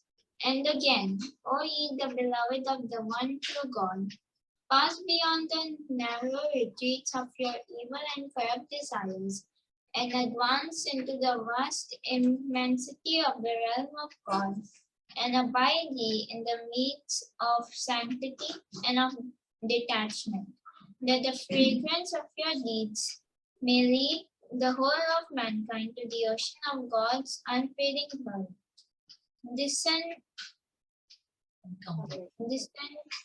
Number yourselves, he thus commands them, of all attachment to this world and the vanities thereof. Beware that ye approach them not, inasmuch as they prompt you to walk after your own lusts and covetous desires. Lust is something that your body desire. Covetousness is something you desire because other people have it. I want to have it. That's covetousness. We were just talking about it. That was forbidden since Old Testament. And hinder you from entering the straight and glorious path. Eschew all manner of wickedness is his commandment. For such things are forbidden unto you in the book which none touch except such as God hath cleansed from every taint of guilt, and numbered among the purified. A race of men is his written promise. Incomparable in character shall be raised up, which with the feet of detachment will tread under all who are in heaven and on earth, and will cast the sleeve of holiness over all that had been created from water and clay. The civilization is his warning. It is his great warning, so often wanted by the learned exponents of arts and science, will, if allowed to overlap the bounds I like this, please, because on one hand, we are asked to be both religious and scientific. At the same time, Baha'u'lláh is raising a warning. The civilization, as his grave warning, so often wanted by the learned exponents of arts and sciences, will, if allowed to overleap the bounds of moderation, bring great evil upon men. If carried excess, civilization will prove as prolific a source of evil as it had been of goodness, when kept within the restraints of moderation. He had chosen out of the whole world the hearts of his servants. He explains, and made them each a seat for the revelation of his glory. Therefore, sanctify them from every defilement, that the things for which they were created may be engraven upon them. This indeed is a token of God's bountiful favor. Says, he proclaims he's not to be numbered with the people of Baha, who followeth his mundane desires, or fixeth his heart on things of the earth. He is my true follower, who, if he comes to a valley of pure gold, will pass straight through it, aloof as a cloud, and will neither turn back nor pause. Such a man is assuredly of me. From his garment the conquerors on high can inhale the fragrance of sanctity. And if he met the fairest and most comely of women, he would not feel his heart seduced by the least shadow of desire for her beauty. Such an one indeed is the creation of spotless chastity. Such one is indeed the creation of spotless chastity. Christ said this long time ago. If you lusted over a woman in your heart, you have committed adultery. I was bringing back that standard. And mind you, it was because of this standard in the Quran as well that the Muslim societies embarked on hiding the women, because it was hard to look at people and not be lustful, apparently, right? So now your responsibility is so much larger because covering is abrogated, right? So the women covering is abrogated. We don't cover ourselves.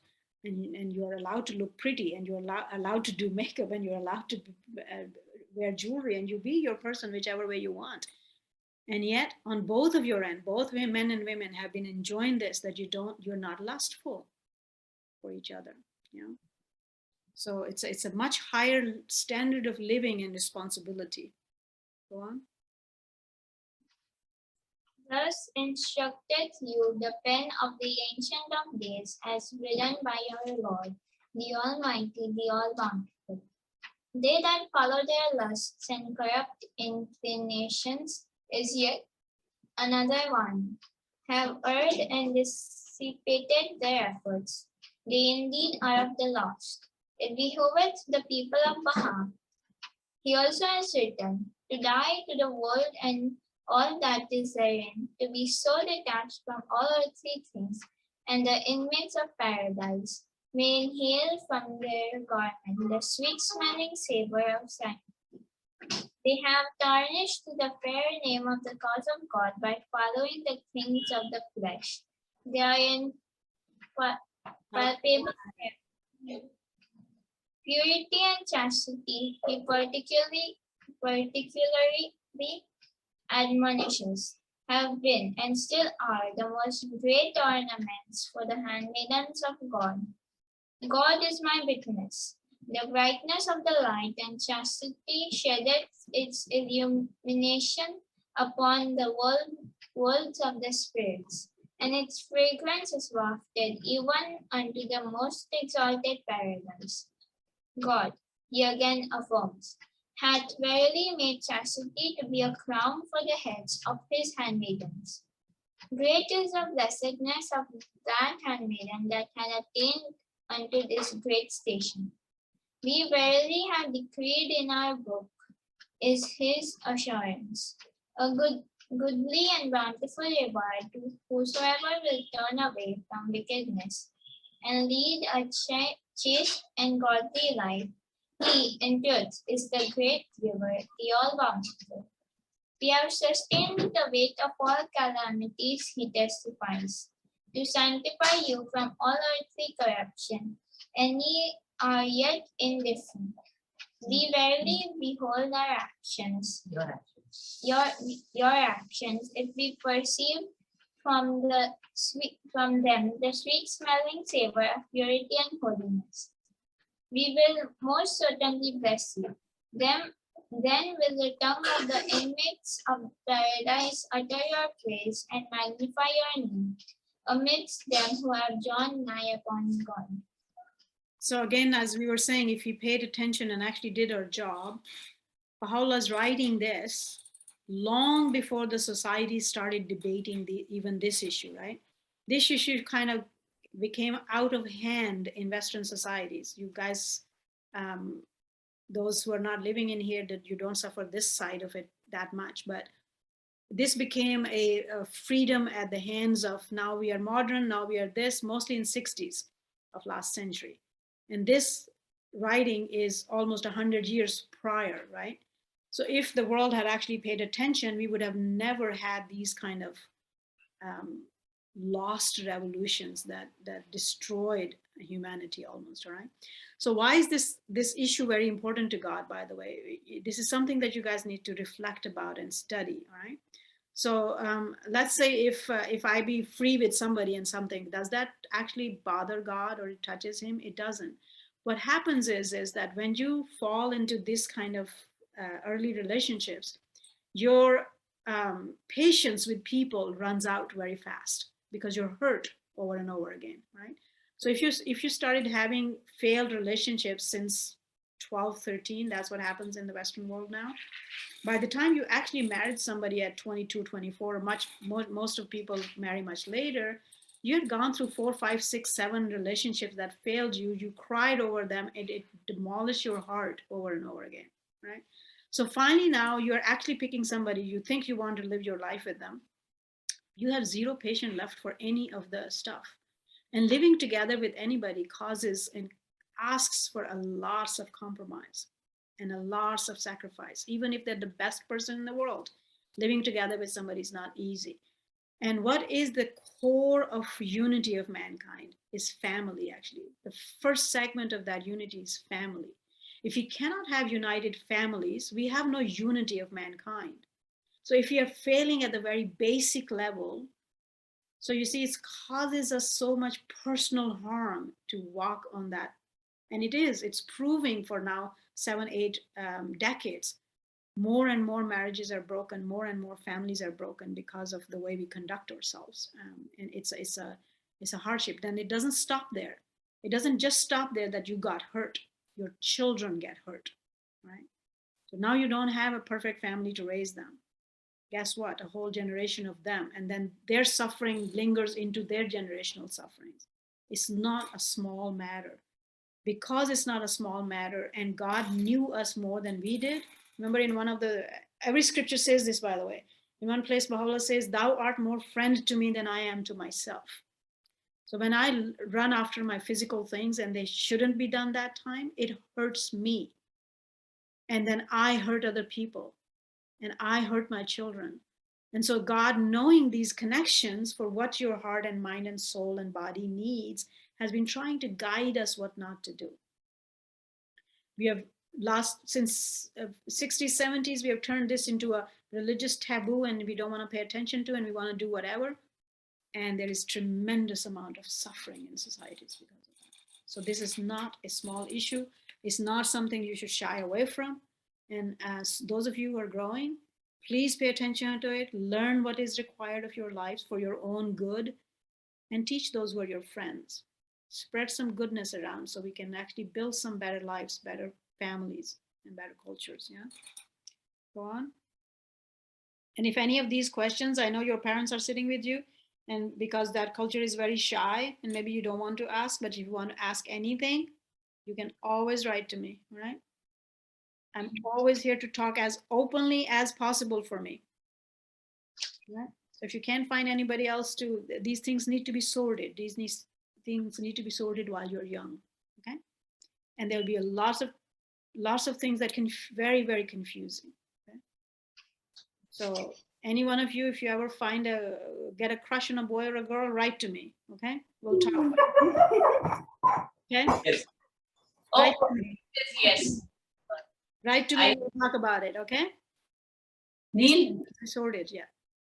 Neil said yes very emphatically and excitedly, so I'm getting a bit worried. Very good. Yes. All right.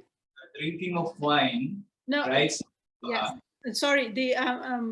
All jokes aside, we all have these problems, by the way, right? Because we all have human bodies. Okay. Doesn't matter how old we are and how much wiser we are now and how much righteous we are at any point in life. We all had these feelings. The only difference among us is some of us acted upon it and some of us didn't. That's all. All of us had these feelings. Their parents had these feelings, okay? When they were 13, 14, 15. They learned how to deal with it. Some of us better, some of us worse, but we all have it. We all are human. We all hold the same bodies, okay? So no shame about it. If you need to talk about it, talk to your parents. If they don't talk to you, call me, okay? All of you. Yeah? All right, go on, Neil. The drinking of wine, writes Abdul Baha, is according to the text of the most holy book, forbidden, for it is the cause of chronic diseases, weakeneth the nerves and consumeth. He gives you the reason, right? This is actually almost first time that reason has been given. Mostly God said, just don't do it, all right, move on. So he's giving you reasons. Drink ye, O handmaidens of God, Baha'u'lláh himself has affirmed, the mystic wine from the cup of my words. Cast away then from you that which your minds abhor, for it hath been forbidden unto you in his tablets and his scriptures. Beware lest ye barter away the river that is life indeed, for that which the souls of the pure-hearted detest. Become ye intoxicated with the wine of the love of God, and not with that which deadeneth your minds, O ye that adore him. Verily it hath been forbidden unto every believer, whether man or woman.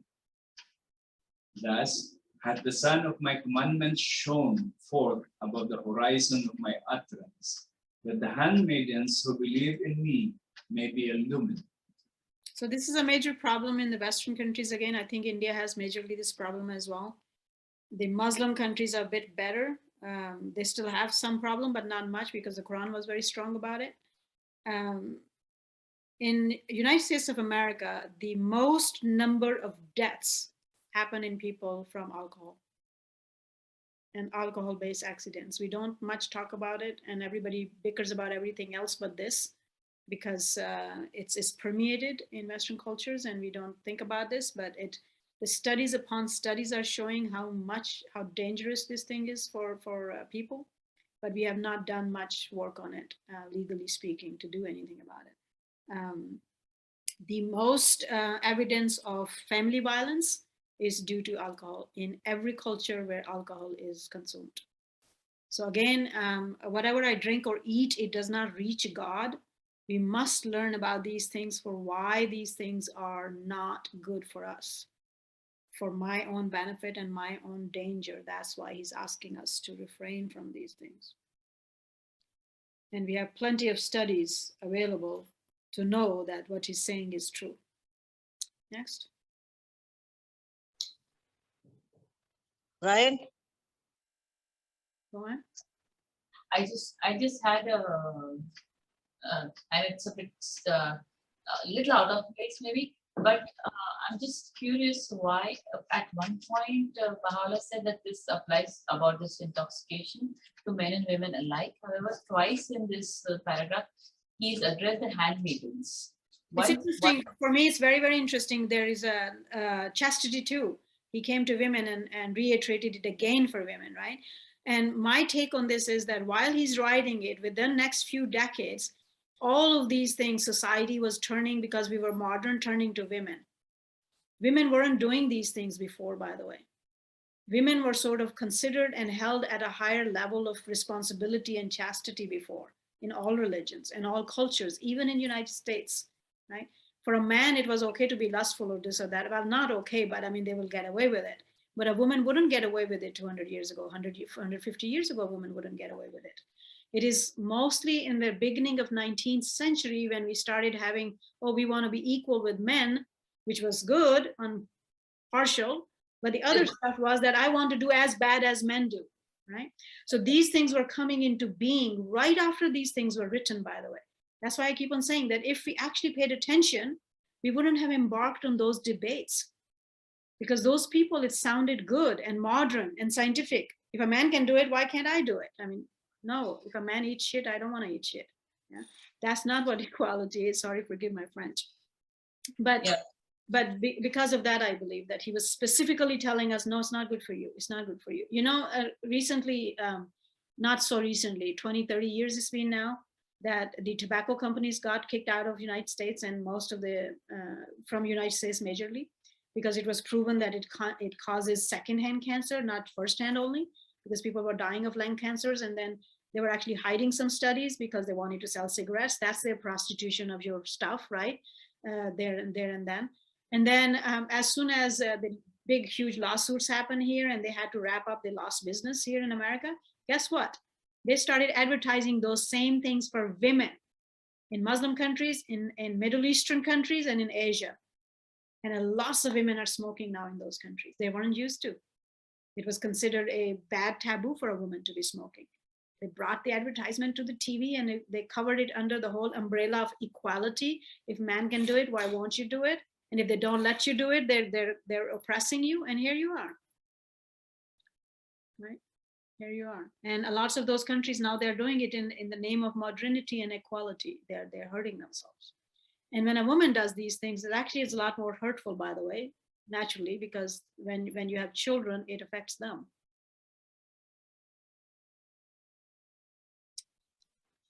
Does that answer your question, Prasanna?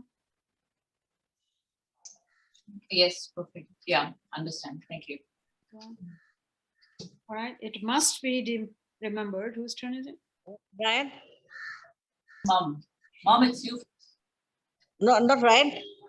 First you, then after you. Okay. It must be remembered, however, that the maintenance of such a high standard of moral conduct is Pay attention to this. Very, very important. Is not to be associated or confused with any form of asceticism or of excessive and bigoted puritanism, right? Asceticism is when you take to the hills and say, okay, I'm going to just live alone. I'm not going to look at any woman. I'm going to not look at anything. That's what's going to keep me safe. Paula says, no, I want you to live in society and be safe. Show it that you have the courage and stamina to be safe in society. We are not allowed to run to the hills. That's asceticism, right? Or of excessive and bigoted puritanism. Puritanism is a very dangerous sort of thing too. That's when that guy killed the other guy because he ate the beef, okay? That's a puritanical behavior. Because you want to hold an injunction, now you're hating the world. Well, hating the world is the first thing that is forbidden to you. Just because you're trying to be righteous does not mean now this allows you to hate other people or preach them all the time or get in their face everywhere, right? Or let's say we live in a very pluralistic society. India is the same thing too, a very pluralistic society, but especially here in the West, you have all the religion existing here, all the cultures and background of people living here. Some of them don't have these injunctions.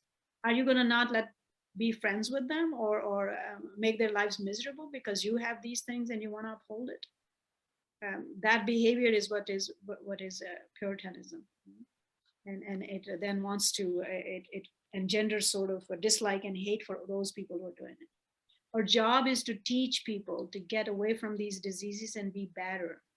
You can't teach people by hate or by discarding them. You have to be patient with those who don't have this. Make sense?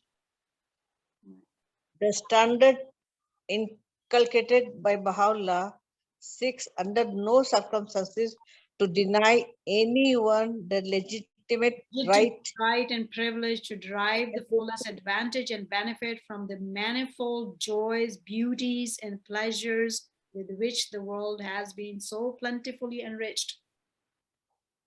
Right? So wear your silks and brocades. You can do makeup. You can do jewelry. You can do all of these things. Have a happy life, but pure life. Yeah. By all loving Creator, should a man, Baha'u'lláh himself reassures us, wish to adorn himself with the ornaments of the earth, to wear its apparels or partake of the benefits it can bestow, no harm can befall him. If if he alloweth nothing whatsoever to intervene between him and God. Right? Elsewhere, Baha'u'llah says, when he says, don't be worldly, worldly does not necessarily mean the world. Worldly means anything that you allow that comes between you and God is worldly. If you don't allow anything to become between you and God, the richest man is most praised, because if he doesn't let his riches and all of that in between him and God, then he would be the best servant of him, of course, because now he has means actually to help so much more and do so much better. Paula says that elsewhere. Makes sense? Because in the previous dispensations, that's what happened. When God said, be pure, we said, oh, I'm going to wear sackcloth and I'm going to look terrible. I'm not going to cut my hair. You know, all of those things. The communities and societies have done that, right? And then they oppress their women too. You shouldn't look pretty because otherwise I'll be lusting over you. What the hell? Yeah. So there is warnings here. There's warnings here that, you know, you can do all that God has allowed you. And don't do those other things, and you are happy and safe, and God's happy with you. Go on. For God had ordained every good thing, whether created in the heavens or in the earth, for such of his servants as truly believe in him. Eat, people, of the good things which God had allowed you, and deprive not yourselves from his wondrous bounties. Render thanks and praise unto him, and be of them that are truly thankful.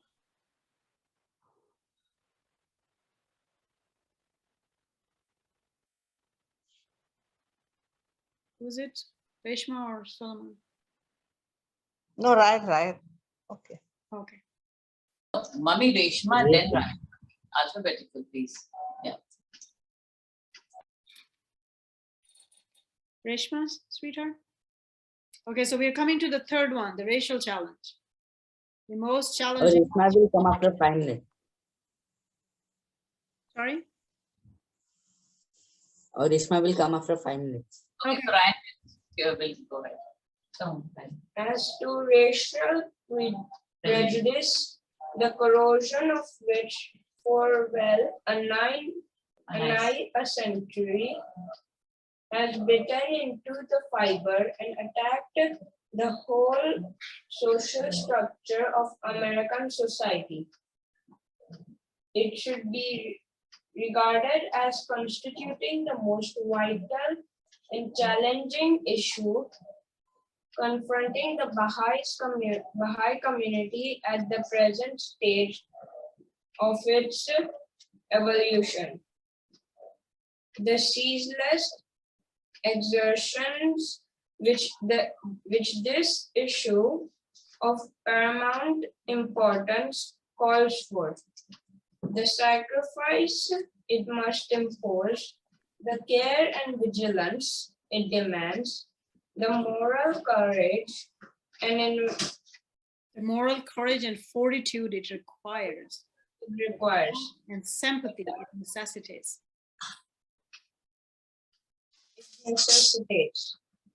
Invest this problem, which the American believers are still far from having satisfactorily resolved with an urgency and importance that cannot be overestimated.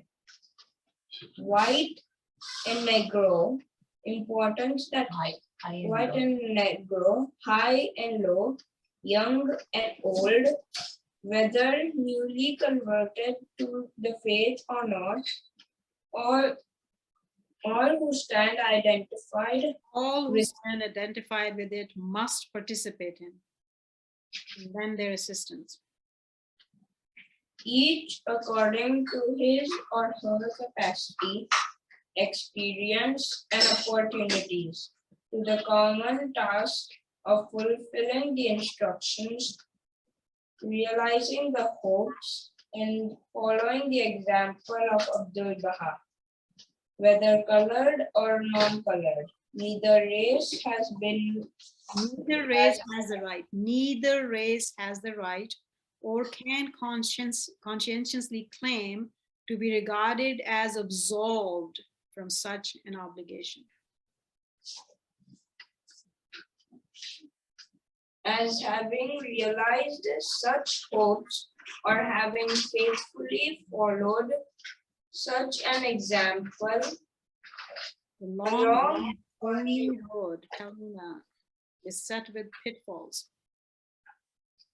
still remains untraveled. Both the white and the Negro, exponents of the redeeming faith of Baha'u'lláh, on that On road, the distance they cover, the manner in which they travel, highlight these. On the distance they cover and the manner in which they travel, that road must depend to an extent which few among them can imagine the operation of those intangible influences which are indispensable to the spiritual triumph of the American believers. and the material success of their newly launched enterprise. Right now in my country here, they both throw it back and forth at each other. Lots of my black friends say it's the whites' problem only, and the whites say that we have done it enough, it's the blacks' problem only. And here we are told that it's both of our problems. Now, those of you who are not here in America, you have equal problems with, let's say, caste system in India, right? So take these same writings and apply to that. See, what is my job to bring that up, to undo this prejudice, right? On both sides. Okay? So those who are this way, their job is this, and those who are here, their job is that. He's gonna spell it out too. And above and beyond that, when we read the writings, we always must search our own hearts individually. Where are your problems and challenges, and learn to undo them. Come forward and do what is being asked for, so we can actually help ourselves and our fellow humanity to get better. Yeah. Next. Is it Reshma now or Solomon? Me. I will read. Go on. Let them call to mind fearlessly and determinedly the example and conduct of Abdul Baha while in their... Let them call to mind fearlessly and determinedly the example and conduct of Abdul Baha while in their midst. Because there are lots of things Abdul Baha said and done that people of the modern time feel very uncomfortable about. So that's why I want you to highlight this. We'll come to that later. Let them remember his courage, his genuine love, his informal and indiscriminating fellowship, his contempt for and impatience of criticism, tempering fellowship, his tempered by his tact and wisdom. Tempered.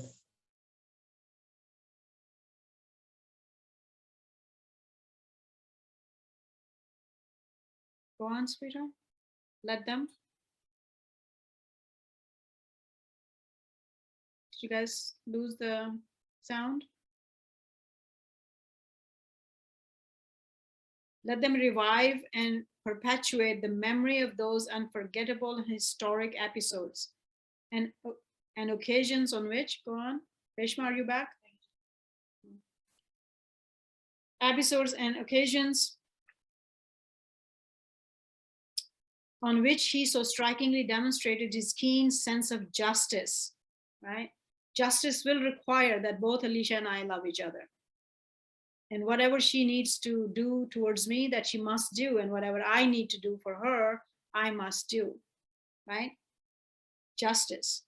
Historic episode and occasion on which he so strikingly demonstrated his keen sense of justice, his spontaneous sympathy for the downtrodden, his ever-abiding sense of the oneness of the human race, his overflowing love for its members, and his displeasure with those who dare to flout his wishes, to deride his methods, to challenge his principles, or to nullify his acts. Yeah, we'll talk about this in detail after the next paragraph. Are they still out?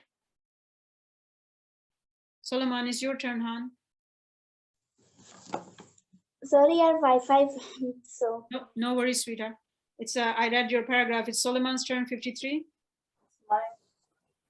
No, it's Shimi Auntie's turn. Okay. To discriminate against any race on the ground of its being socially backward.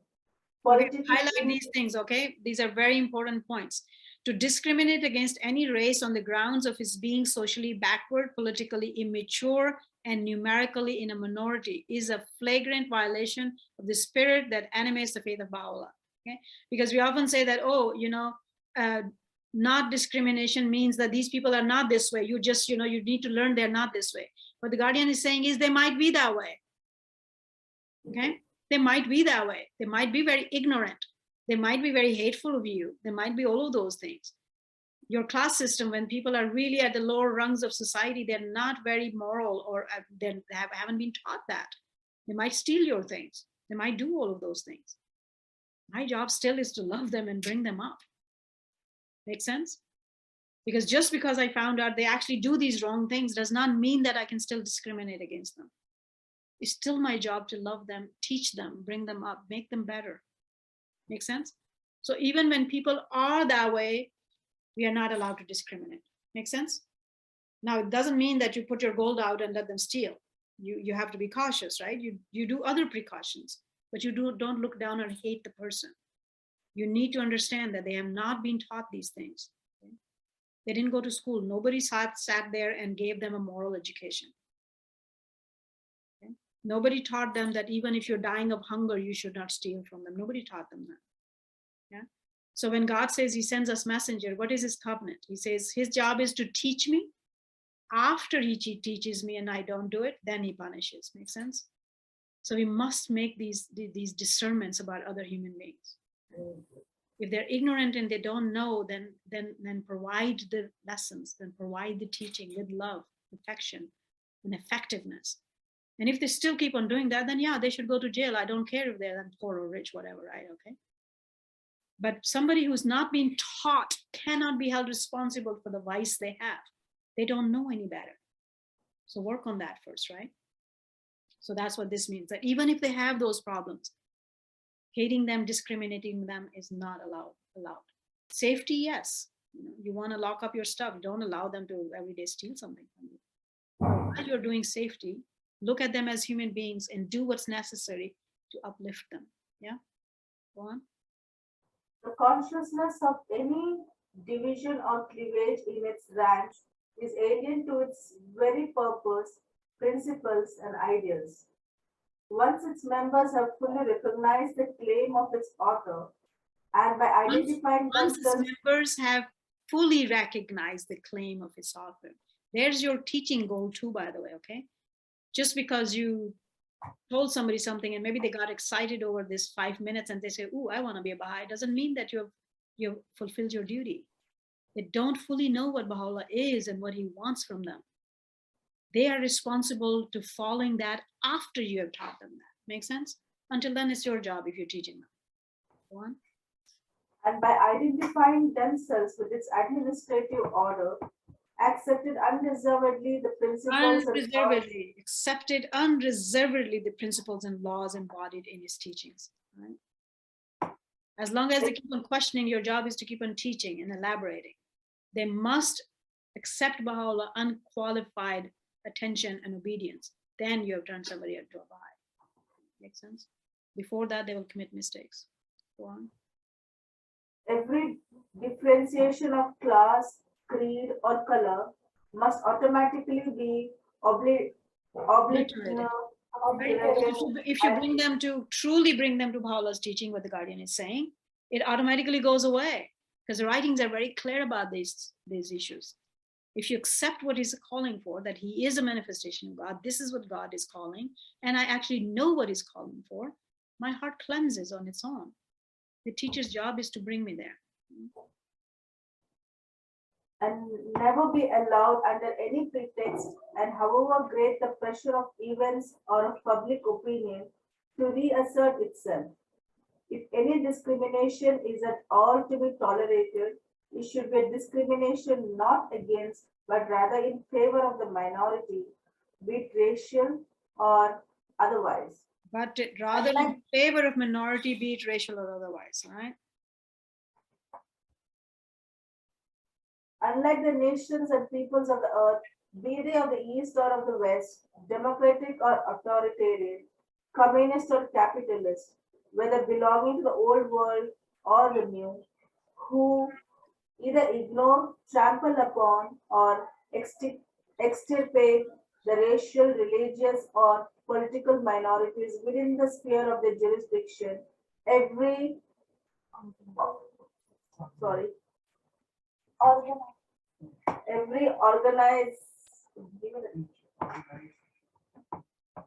organized community enlisted under the banner of Baha'u'lláh should feel it to be its first and inescapable obligation to nurture, encourage, and safeguard every minority belonging to any faith, race, class, or nation. Belonging to any faith, race, class, or nation within it. So it's not talking just the Baha'i minorities. Anybody under any LSA's or NSA's jurisdiction must be treated as thus.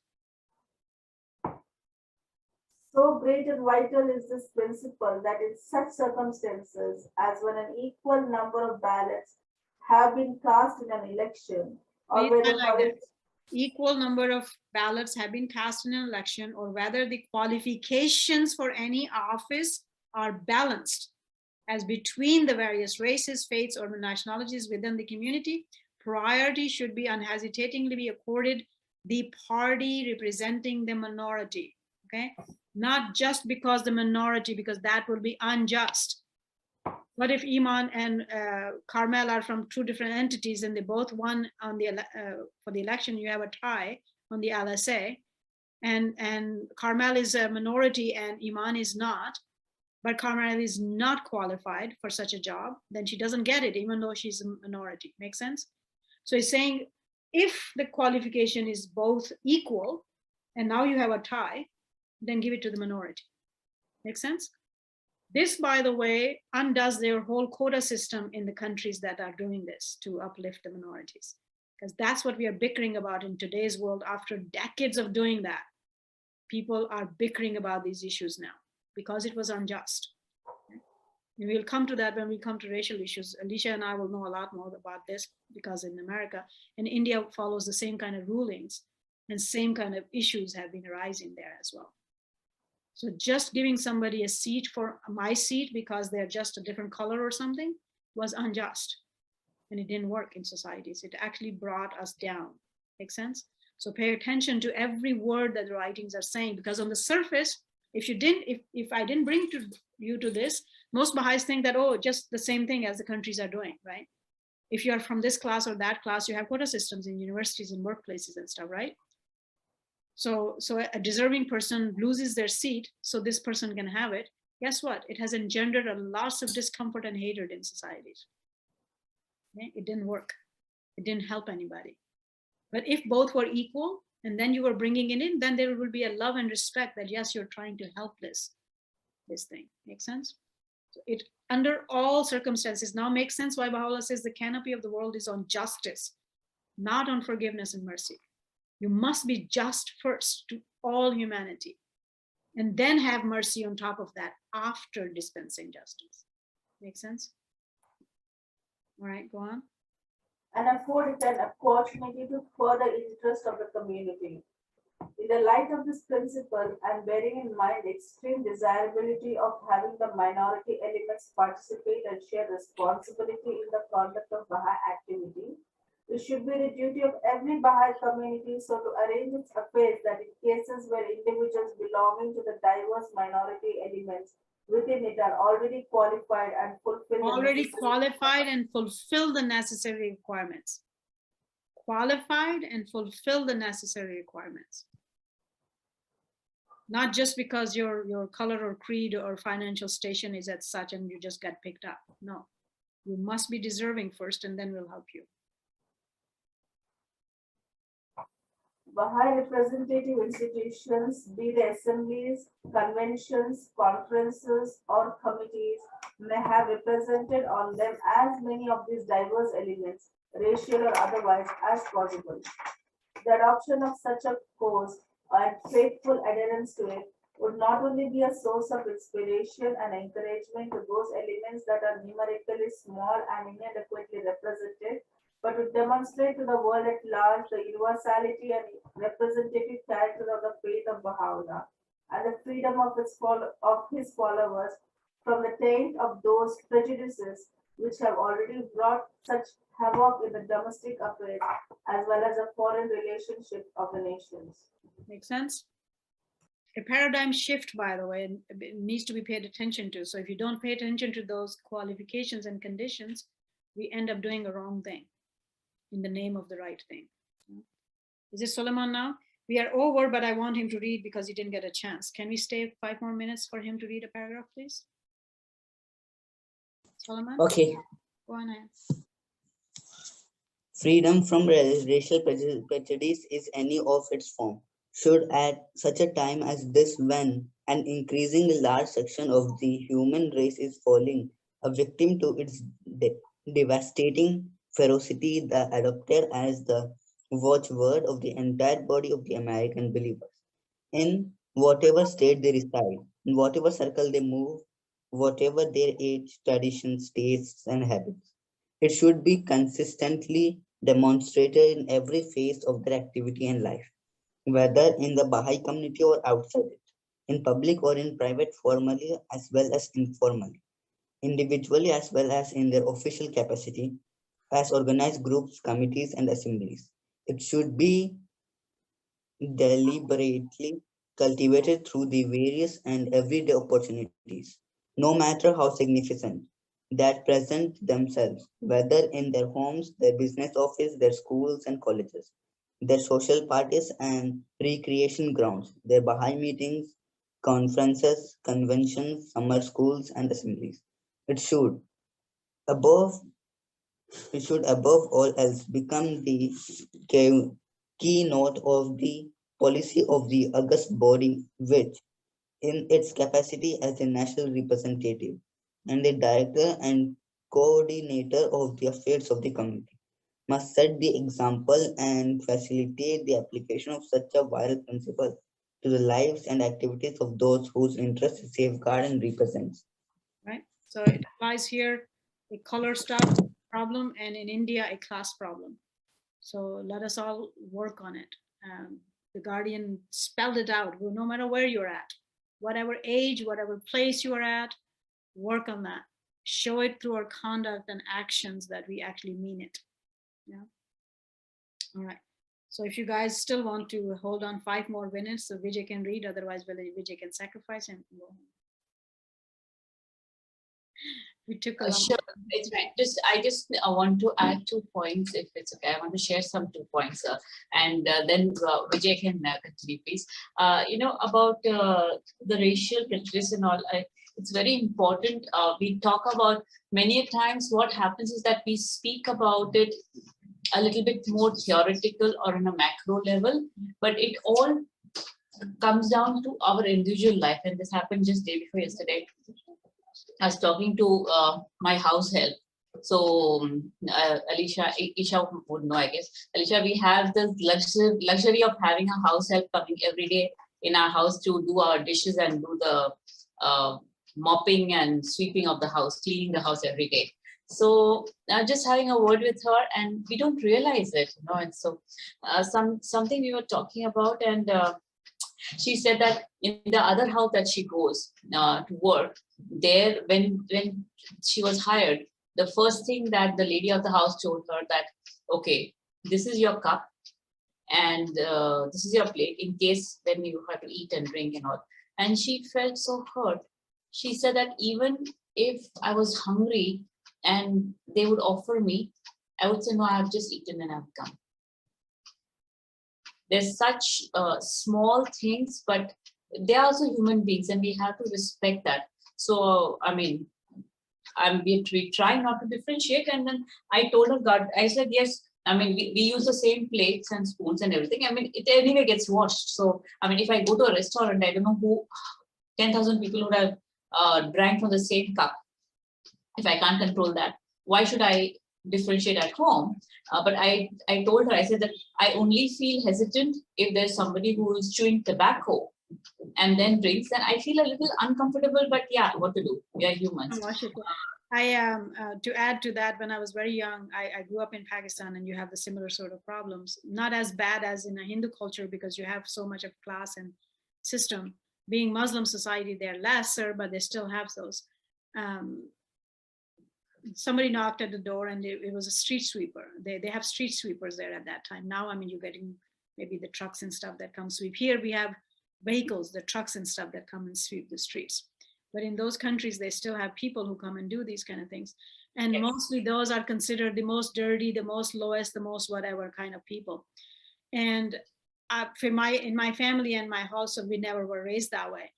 And this guy knocked at the door. I opened, and I was quite young. I don't know, 7, 8 years old, something like that. And they call them jamadars, and everybody kind of, because they're filthy or considered that way. And he, for some reason, because I don't know why he knocked at our door, maybe because whenever I saw him, I'll smile at him, or I'll say good morning or hello, which is your job, even though he was a street sweeper. For whatever reason it was, he knocked at our door and he asked for a glass of water. He said he was really thirsty if he could have a glass of water. So of course I ran inside. I said, take a seat. And he just sat next to the door. There were stairs were going up, and he just sat there. I asked him to come inside, and he said, no, I'm comfortable here. It's okay. So I went inside, and we had some household useful utensils because we were lots of children in the house, and you break so much stuff. So my dad was like, no, you need a stainless steel glass and a stainless steel plate so this can last. And but we were taught that when a guest comes, you actually do the actual crystal glasses and stuff, that those cultures are very much into that. And you have actual special china and stuff for serving guests. So I grabbed a crystal glass, took a water outside, and I remember it still hurts me. It still hurts me to even just like repeat this whole thing. So I offered him the glass of water, and he went like that. And he says, do you have another glass? And I'm like, and I didn't understand. I was like, what do you mean I have? He was like, do you have another glass? And I was like, and I thought, I looked at the glass and I said, I washed it. I thought maybe he looked at something. Maybe he thought, it wasn't clean.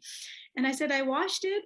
And he says, no, I mean, do you have another glass to give me? And his hands went like that. He wouldn't come forward to hold the glass. And I said, what do you mean another glass? I don't understand. And he says, I mean, something that you can just give to somebody like me, like something you don't use for yourself.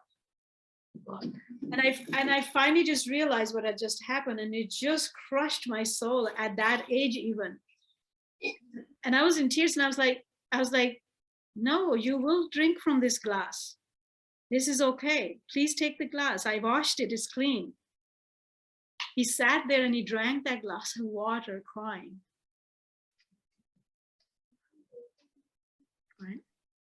These are, that's why I was saying that there are cultures and places that are so bad, so much worse.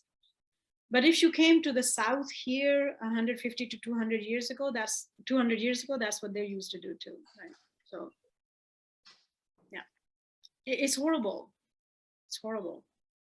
I dealt with this in China, who was a communist country. They claimed they were going to get rid of all of this and all humans were equal, but they weren't. Really?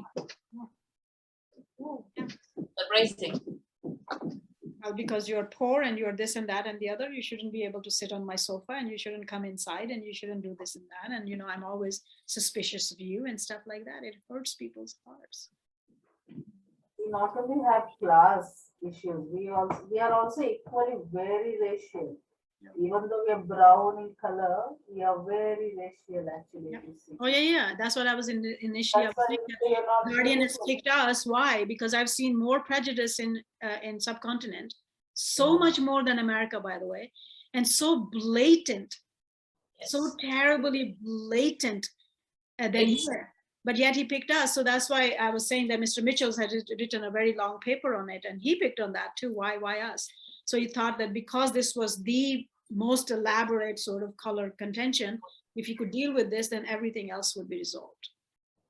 And because God was asking Americans to lead the world spiritually, which means we need to become spiritual ourselves first, right? Yeah, it's default. Your fair means your default. It is you're beautiful. Yeah. you know. Yeah. So you can see in our culture, like I would never be considered as beautiful. Or my daughter will never be beautiful at all in Indian culture because she's brown. You know? Those are blind people, you know. And you can see that, you know, with the songs also which goes in Bollywood, everything has to do with white, gory, and all this nonsense. Oh, white. And it's That's still why I tell my black friends here, I was like, this is not a white and black sort of issue here in America. This is a permeated thing on the globe. I was prejudiced against when I was growing up because I'm the darkest in my family. And they will call me names.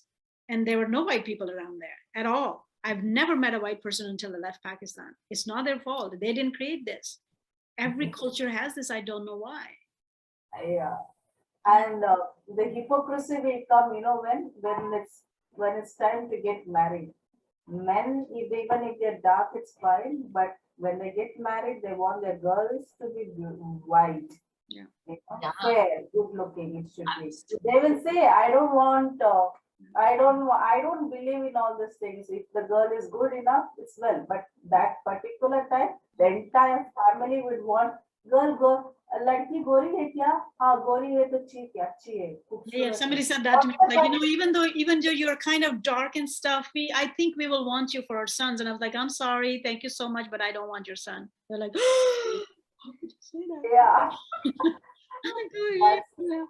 And women are okay with it. The women, you know, to a very large extent to all this crime and evil, women have that equal share. Oh, I say that everywhere too. I was like, the world bashes about men, but I've seen enough evil women. I'm sorry. Women, yes, there's a woman who controls everything. It's a human problem. Actually, if you look at any problem, any of the problem, at least that's my life experience, any of the problem we bicker about, it's a human problem. It has nothing to do with color. It has nothing to do with gender. It has nothing to do with anything. You walk around, live on the globe enough, you will see that. I have. No matter where you go, both men and women, no matter what background, what color, what creeds, they have these problems. It's a disease. Yeah. And it was so funny when Indians were talking Black Lives Matter. And I was like, just look into yourself first.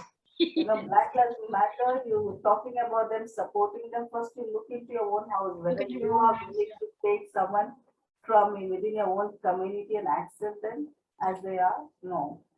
Yeah. It's like, you know, I feel it's nothing like what's happening in US, Black Lives Matter. It's much more worse than what is happening in India. Every day you die. I know that. Yeah. Every single day you die with those. While we were serving in Haifa, while we were serving in Haifa, which is just a few years ago, there was a case in India where they killed a untouchable guy, killed him by beating him with sticks. His crime was he sat on a step of a temple because they're not allowed. Oh, that happened here just a few months back. Oh, it's every day. The world doesn't know this. The world doesn't talk about it.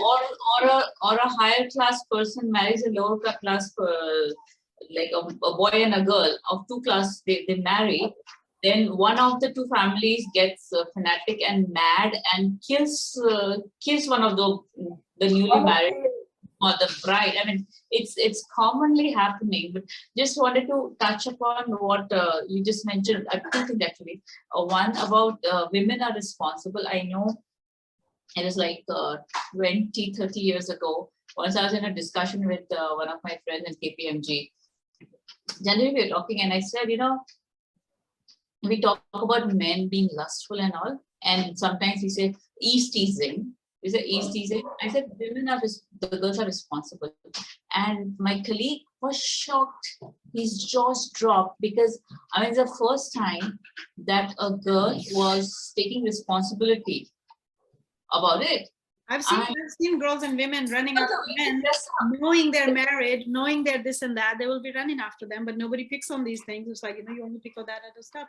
But the thing is, though, for a very long time in history, people only picked on women. It was their responsibility to be righteous. Then the tables turn, and now it's this. And I'm like, you know, it doesn't matter. Whenever you run the opposite direction, nothing gets resolved. Why don't we talk about, why don't we put the actions on the table that should not be done, regardless of who's doing them? I mean, if you don't dress, like I told my colleague, I said, if the way the girl dresses up if it's like she's not covered herself appropriately, or if she's also looking at the boys in that kind of a manner, so you can't always blame the boys. And girls are equally responsible for it. So I mean, I'm talking to all the girls in this forum. It's making it very clear, all of us, no matter what age, what color, what place, what gender, everyone's responsibility to get better, to make better, to do better. Sorry, and one more important point when you're talking in paragraph 54, when you said, and the administrative order. Yeah. And then the first line it was talking about, sorry, I missed it. The first, when you asked us to underline, yeah, while where we need to be also, blah, blah, sorry, I'm just, my laptop is gone off.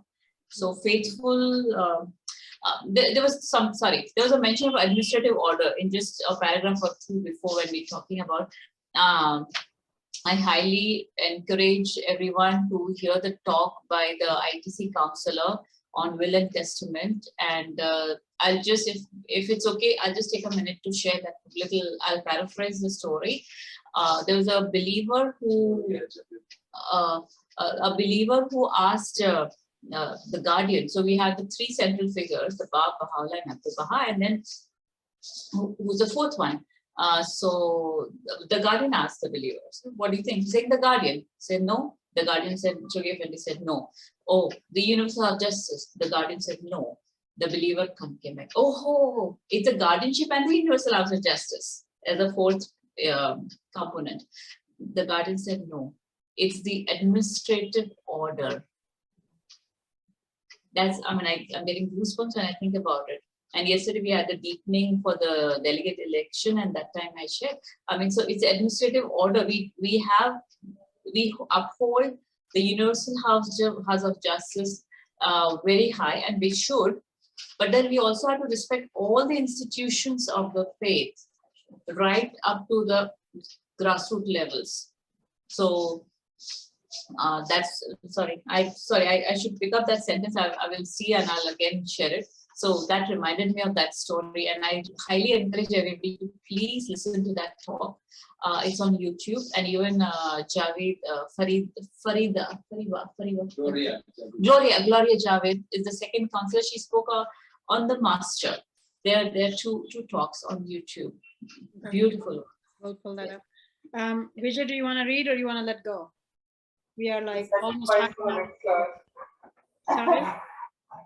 I'll sacrifice for next class. Okay. We'll start with you next time. Please put your name down. All right, wonderful. Well, we did a little bit slow, but some of these things really need to be discussed and make home in our hearts, because just reading through the book will not do the justice. So, yeah, wonderful. So think about these things. We talked about it. If you have time, please reread those paragraphs. Come up with any further comments, questions, concerns, or ways of how we can, deal with these things and do better. Guardian said this should be our manual. You know what the manual is? We look at the manual and correct the machines, right? So it should be a handbook, he says, which means we should reflect on these things all the time. All right, wonderful. Well, it was lovely seeing you again. I will see you next time. Bye.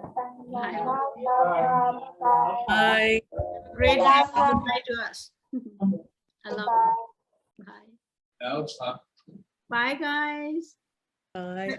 Where's Ryan? I haven't seen him forever. Good night.